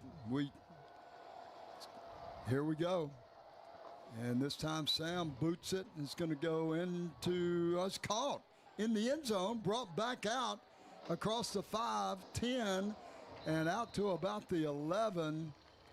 Ill-advised there, Mike. Catching the ball on the run in the back of and into the end zone, then coming back out. Well, you know how I feel about punt and kickoff returns. Yeah, you've made it very clear, and you've also said a bunch of times, if you run laterally, if you're running east-west on a kick return, it's not going to be good. Not going to be good. Hey, guys, Melanie Bach is out there listening to us tonight. That's Parker and Noah Tinsley's aunt, and she says, glad we finally figured it out. We are too. Yeah, we're a little slow in the Melanie, uptake. thank you for that. Yeah. Actually, we knew he was out there as number 55 last week. He just tricked us coming in the game at number 40. That 40 threw us. Ball on the far hash. Cedar Hill's going from right to left. Handoff, and the running back, I think that's Vaughn. No, that's Williams back in the ball game. He got the handoff in the backfield. He got hit in the backfield, and he's going to lose about 4 yards. Allen Eagle defense comes up strong. The defense has been playing well except for the little penalties. Yeah, if they get rid of that, they're having a solid game. Cedar Hill has negative 32 yards now on offense, and some of that is punts, But some of it are plays just like that one, the loss Well, of 4. a couple of first down by penalties, too. Cedar Hill's ball at the 7-yard line. 2 receivers right, 1 left. Handoff, Williams again, this time up the middle, nowhere to go. A little scrum push, but I don't think there's going to be any gain on that play. Yeah, they blew that one dead before the big turn and surge. Stone Reynolds in on that tackle. Stone had a tackle last week. Timeout. We'll just keep it right here because we had a bunch of breaks earlier in the ball game. I mentioned we started at 6:30 with the pregame show and rolled till about 9:15, talking about football and. Oh, we talked about everything. We talked pickleball, casino course, chicken and pickle. We want everybody to go out there. Pickle roofing. We talked pickle roofing. We talked. There are a lot of pickle things going on here right now, for our broadcast. Yeah. And right now, Cedar Hill's in a pickle. Get it? Yep. I got that. Yeah. Okay. Carrie, you're punny. Yeah. Well, we did just get word that the game up at Children's Health Stadium in Prosper has been suspended. They went ahead and called the game. They are not going to try to continue now that they're in their second delay. Now, was that Rock Hill up there? No, that's Richland. Richland, okay. The new team playing against Gunner. Gunner was way ahead. I didn't think that might have been a factor. Well, I think they had plenty of time in the stadium for their first game. Yes. 2:24 to go here in the second quarter. Allen up 31-0, 3rd down and 13. The ball's at the 8-yard line of Cedar Hill. Muhammad at quarterback throws out in the flat, complete to number 35. The receiver pulls it in. That's DJ Vaughn. He's been at the backfield too. He's going to be short of the first down, gain of about 9 on that play. It's going to bring up a 4th down around 5. Allen better hurry him. I don't think anybody's called a timeout. I think they did call a timeout. Allen took another timeout. Okay. Cedar Hill was getting up ready to go. And as we, there have been some rule changes. There's rule changes every year for high school football, and now there is a 2-minute timeout that is automatic. So Allen, having used their second timeout there, will also get a 2-minute timeout when we hit to that point. 4th down now, though, for Cedar Hill. Looks like a quick kick formation. Allen will put a player back, though, at the 50-yard line. Now you get the 2-minute automatic timeout. So why did the clock start if we called a timeout? Good question. That's a good question. We called a timeout, and then they started the clock before the snap to the 2-minute. I'm curious on that. What did I miss? I didn't know if that was I was looking at some text, but did I miss something? I'm not sure if that was an equipment thing that they called the timeout for, and it wasn't an official timeout. I'm not sure, but they should not have started it if it were a legit timeout. Okay, so Coach, I got to figure this out. So Allen still has 2 timeouts, so it must not have been an official timeout for Allen. And the clock didn't stop because we still have 2 timeouts. Well, Allen's down to 1. No, Allen That's Cedar Hill with 2. Yeah. No. Yeah. Well, look at the scoreboard. The scoreboard's wrong. No. So So I'm curious about that. But Coach isn't complaining. No. I mean, Coach Wigg would be out on the field. Say hi to his mom. I hope you found the link this week. Sorry about last week. Punt is up. It's short. Caleb Smith calls for a fair catch at the 33 of Cedar Hill. Yeah, I felt bad last week. Coach Wiggins' mom trying to find the link to the broadcast, and I sent the link out early in the day, and we had some difficulties when we started the broadcast, and it became a dead link. And so if you're ever out there on the broadcast and you have to reboot it, just go to the Old Coach YouTube page, look for the live broadcast, and you should be able to find it. So, okay. Yeah. And if you go to the Old Coach YouTube, give us a subscribe. Just doesn't cost anything. I'm not asking for a subscription. No. So, 1st and 10, Allen, 1:52 to go in the second quarter. Dowd back in at quarterback. Hambrick in the backfield. Dowd is going to be swarmed in the backfield. Can Longhorn swarm? Yeah. I guess. You got a herd there. Yeah, You got there was a herd. Sure. Yeah, if Dowd had stepped up, he might have could escape. But when he took the next step back, he stepped right into the Big rush. loss on the play, loss of 11. It's going to bring second down to 21. Day Williams with the sack, among other Longhorns. So now somebody else takes the timeout. Now we have an injured player on the field. Both teams are going to the bench. We'll just keep it right here. Hey, Kurt Trent staying up with us tonight. Good to hear from you, my friend. Kurt was a longtime coach in Plano and Allen, and did a great job before he hung up his coaching gear. That's Jerron Allen for Cedar Hill, slow to get up. And Brandon Simmons says, let's run the clock. I And, agree, Brandon.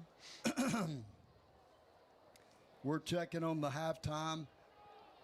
The band is out in anticipation of the halftime.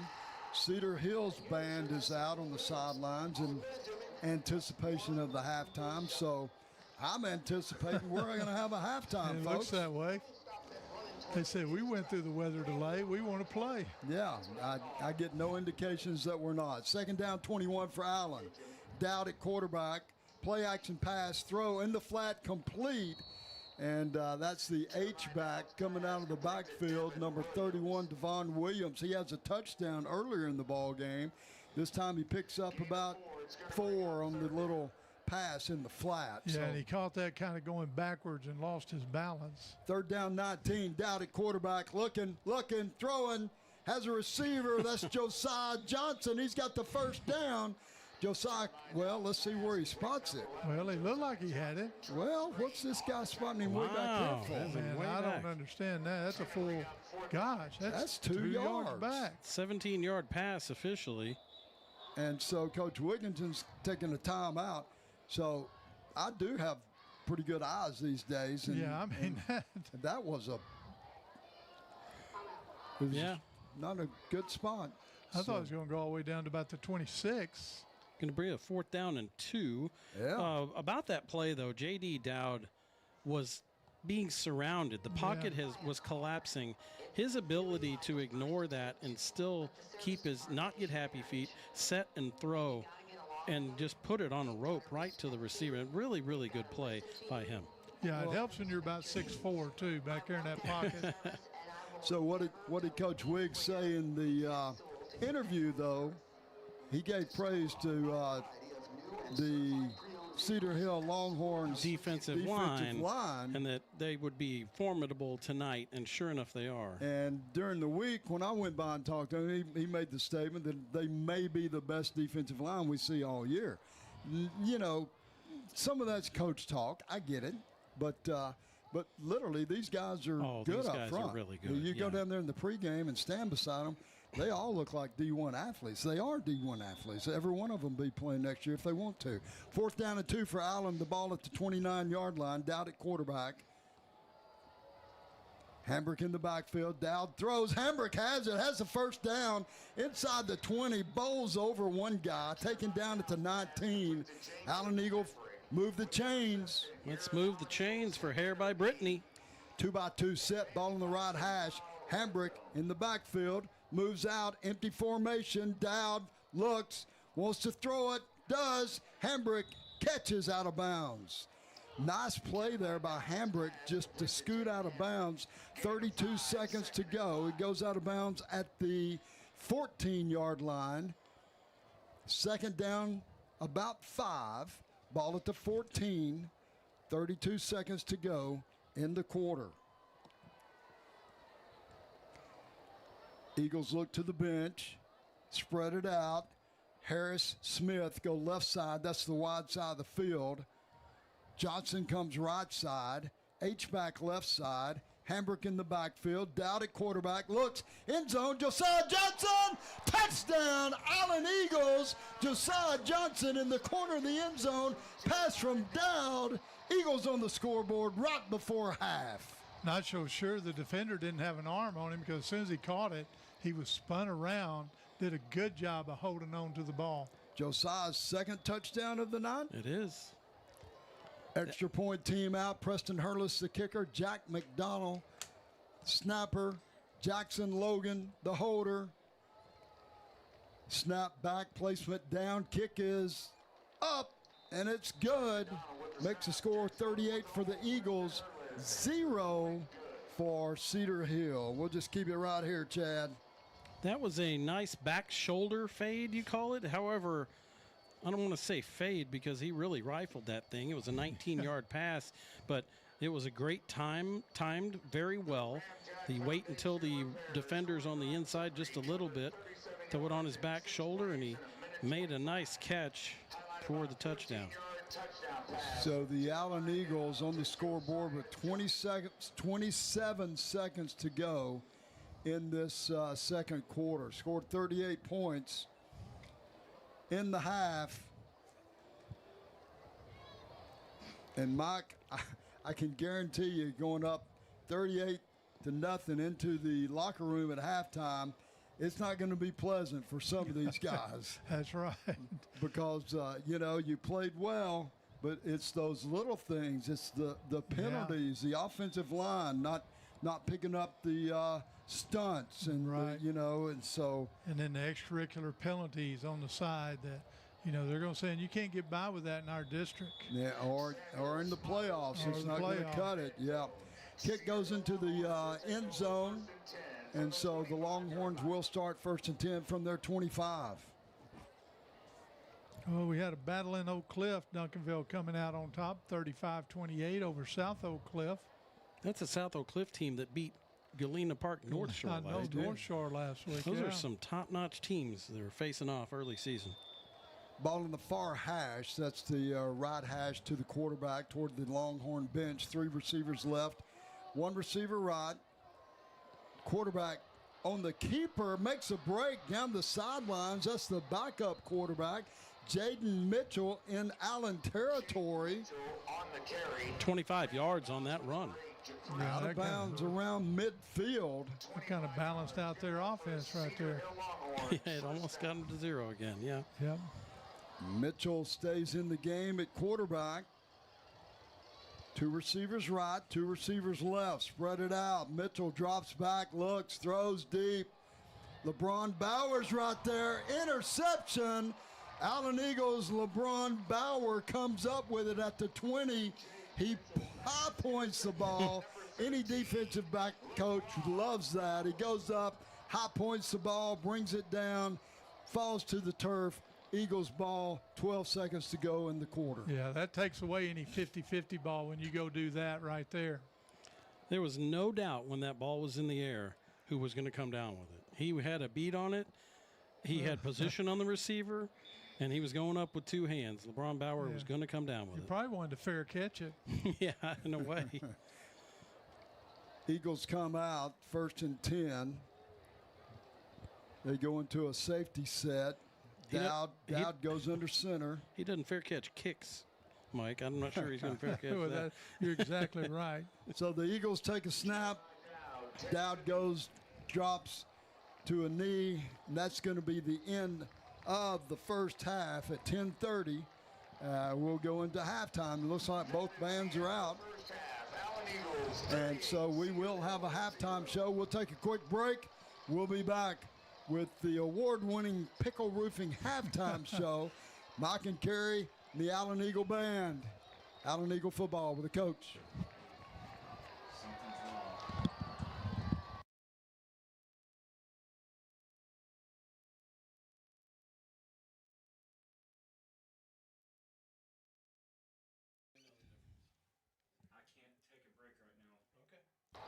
Well, we'll just keep it right here, and you guys go ahead and start the halftime show. How's All that? right, this is the Pickle Roofing halftime show at Allen Eagle Stadium. Hey, we can start out with some scores here. Yeah, one of our later starts, by the way. That's 38-0, Allen leading. Of course, we know Cedar Hill. yesterday, Thursday, Prosper beat Rockwall Heath 45-27. Princeton beat Garland Naaman Forest 49-31. And McKinney had beat Garland Lakeview 28-14. McKinney Boyd was leading Wiley East 21-3 earlier. Plano East got beat by North Forney 10-55. Plano West was beating Pierce 13-3. Plano was trailing Richardson 3-7. And Prosper Rock Hill was leading Sherman 7-0 when they canceled that game. So a few more games being canceled around the area, but that's the way the district is faring tonight. Thank you, Mike. That scoreboard update brought to you by Ana Sophia's Mexican Grill. And I don't know if you heard, Mike. I know you were rattling through the scores, which are very important from around the district, but they just announced another lightning strike. Where? Here. And so you can see we're emptying the stadium. Emptying the stadium again. So the bands were down ready to go. Now the band, I think now this may be lead to some decisions to go ahead and especially in the band, go ahead and pack it on the bus or something. Because our score is 38-0. Yeah. And I don't want to dwell on it too much, but it's been a little bit of a sloppy game, but the truth is Cedar Hill has something to the effect of they're showing negative 23 total yards. I think it really is like -3 or something like that. But yeah, they've gotten a couple first downs, but they've been going backwards quite a bit. So the fact that this game is out of hand and it's late, this might be the Pickle Roofing halftime postgame show. That's right. So roll right into postgame. You're exactly right. But, the stats for Cedar Hill is kind of tough going over them. And some of theirs have been a mess because of quarterback sacks, because of the bad snaps, the blocked punts. Some of those things come off of your rushing yardage. So they're showing a negative 23 rush for the first half, only 3 first downs. That's probably correct. Allen only has 10 first downs and 245, but they've scored a couple of different ways. They've had a couple of short fields, so their number's not overwhelming there. 154 of that is passing, and then 81 of it is rushing. And that's where Cedar Hill, they're showing 25 yards passing and negative 48 running, so it gives them a negative 23.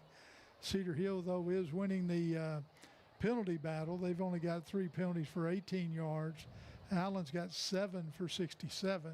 And if there is one thing, like you say, coaches are really focusing on in the locker room, that's they got to clean up the play. Some of those are mental errors. Some of them may be hustle errors and you go a little too far on a play. But 7 for 67, you just can't have that when you start getting into quality football. And again, the Dallas Morning News makes it tough on us here because they keep thinking number 5, J.D. Dowd, is Kai Wheaton. He's now I don't know if he's 10 for 10. What do you think, Kerry? They're showing 10 for 10 with 2 TDs, and then on Ty Snell. What? If it says, then it's true because they're pretty good at keeping track of whether they're catchers or not. And I'm trying to think of Dowd, though, and whether any of them were dropped. And I can't think either. If they were, it might have been erased by a penalty because we've had so many of those. That's true. Ty Snell, 3 of 6. And then both quarterbacks have rushed a little bit. Snell, 4 for 33. Dowd, 3 for 11. Hambrick, only 1 carry for 3 yards. Josiah Johnson, 1 for 54 yards. I guess that was a pop pass, wasn't it? Yes, it was. They called it a run, but it was a pop pass for 54 yards. That stat man must have gone to get a hot dog or something. Receiving side, Allen's had 7 receivers. Caleb Smith has 2 for 55. Josiah Johnson, 1 for 4. Well, now they count as a pass, I guess. 4 for 47 and a touchdown. Carter Harris, 1 for 42. Jaden Hambrick, 3 for 10. Devin Williams, 2 for 10 and a touchdown, and Lyndon Spriggs, 1 for 0. So Allen's not necessarily lighting it up, but again, they've had some short fields. Both teams electing to onside kick, create a short field, so you can have scoring drives and not necessarily rack up a lot of positive yardage. This is the Pickle Roofing halftime show. We're in another lightning delay. If there is any update to the game status, we will certainly let you know. Meanwhile, want to give you an update on the some of the other, like the volleyball team. the volleyball team has hit a little bit of a skid. I know it's shocking because they were up, or they had gone 25-1 to start the season. Now they're still fine, okay, but they're 2-1 in district. They got absolutely ambushed by the Plano Lady Wildcats, 3-0 in a district game. But they're still 2-1 in district. They're just fine, and they've won a lot of their preseason tournaments. 2 different preseason tournaments they entered, they won. So the Allen Lady Eagles, they were playing tonight. We'll have to see what happened. Then also the tennis team. Believe it or not, that is a sport that you cannot play in the rain. So they were unless they can go indoors somewhere. They were right across the parking lot here at home against Frisco Centennial, who is the number 2 team in the state at 5A. Centennial against a top 10 ranked Allen Eagles. Allen was up 5-4. Remember, they play 19 matches, so they were about not even halfway. 5-4, and they had to call it. They will not resume that. They'll just kind of wash it out and say, hey, no contest, as you say, right? So not as you say, but as you called one of those other games as a no contest. So that's kind of how it goes. It's, again, non-district, so they won't fight to try to resume it tomorrow or anything. They'll just go ahead and call it. But another great start, though. A couple of years ago, the Centennial won the 5A state championship. There you go. Yeah. So that gives you an idea. Those are 2 excellent programs, and that's probably why they matched up. They do non-district kind of in the mid-season in team tennis. So Allen is 4-0 in district, pretty much wiping a lot of them out.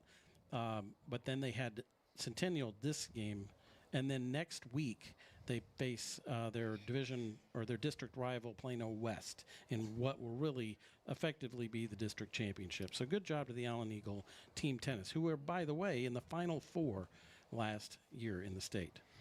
Well, you bet. Good job. Update some more scores. Boyd and Wiley East are now tied at 21. And a game of no consequence here, but if you're a football fan, you're interested. And that is North Crowley 22, DeSoto 21. Of course, North Crowley beat them last year, but DeSoto had been leading that game most of the time. North Forney has defeated Plano East 55-10. They were playing that game out in Forney, and so maybe they could get it in before the weather got too bad. Halftime, it says that Plano West is leading Richardson Pierce 16-3. And at halftime, it's Richardson High leading Plano 7-3. So that's a defensive battle right there. We know that Plano has a good defense because it looked really good against Permian. Yeah. But look at Richardson there. That's quite a game. Well, of course, they were a playoff team last year. They met Allen in the playoffs. And game we talked about a while ago, over at Rockwall, they've waited out the rain, and Lake Travis is leading 28-20 over Rockwall. Prosper Rock Hill and Sherman up on by the Red River. Rock Hill was ahead 7-0, but they have canceled that game now. I think the weather was probably a little bit more severe up there than it was down here.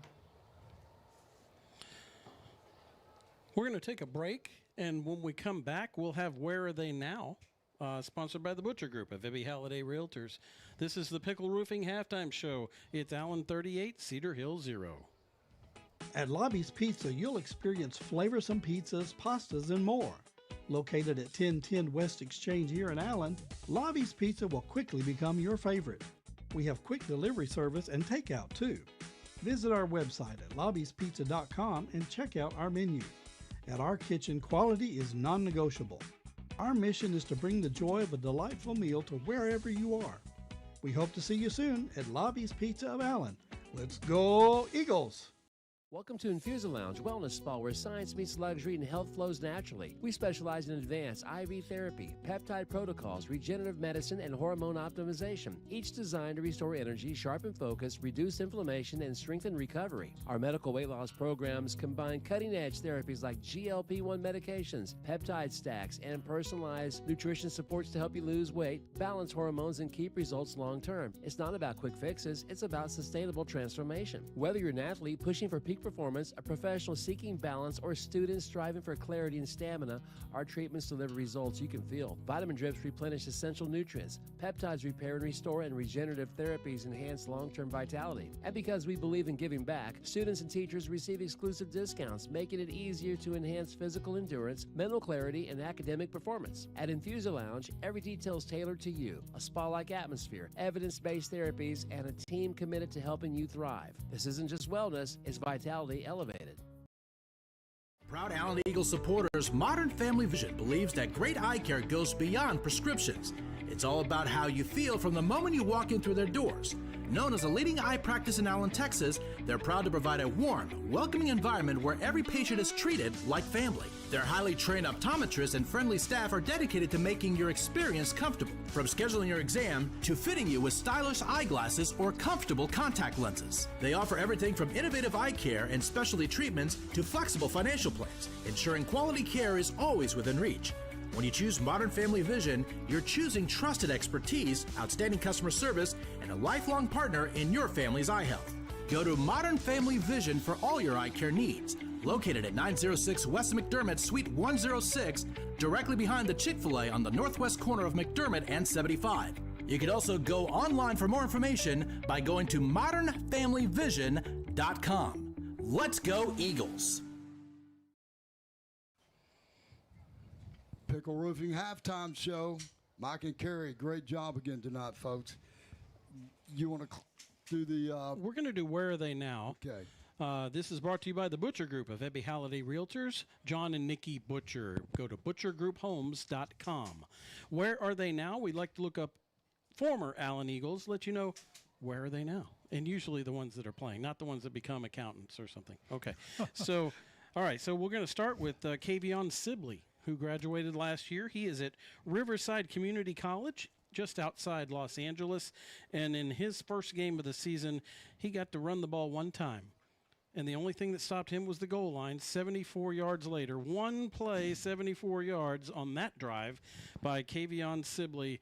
And he's got a nice explosive start, as you would expect, to his college career.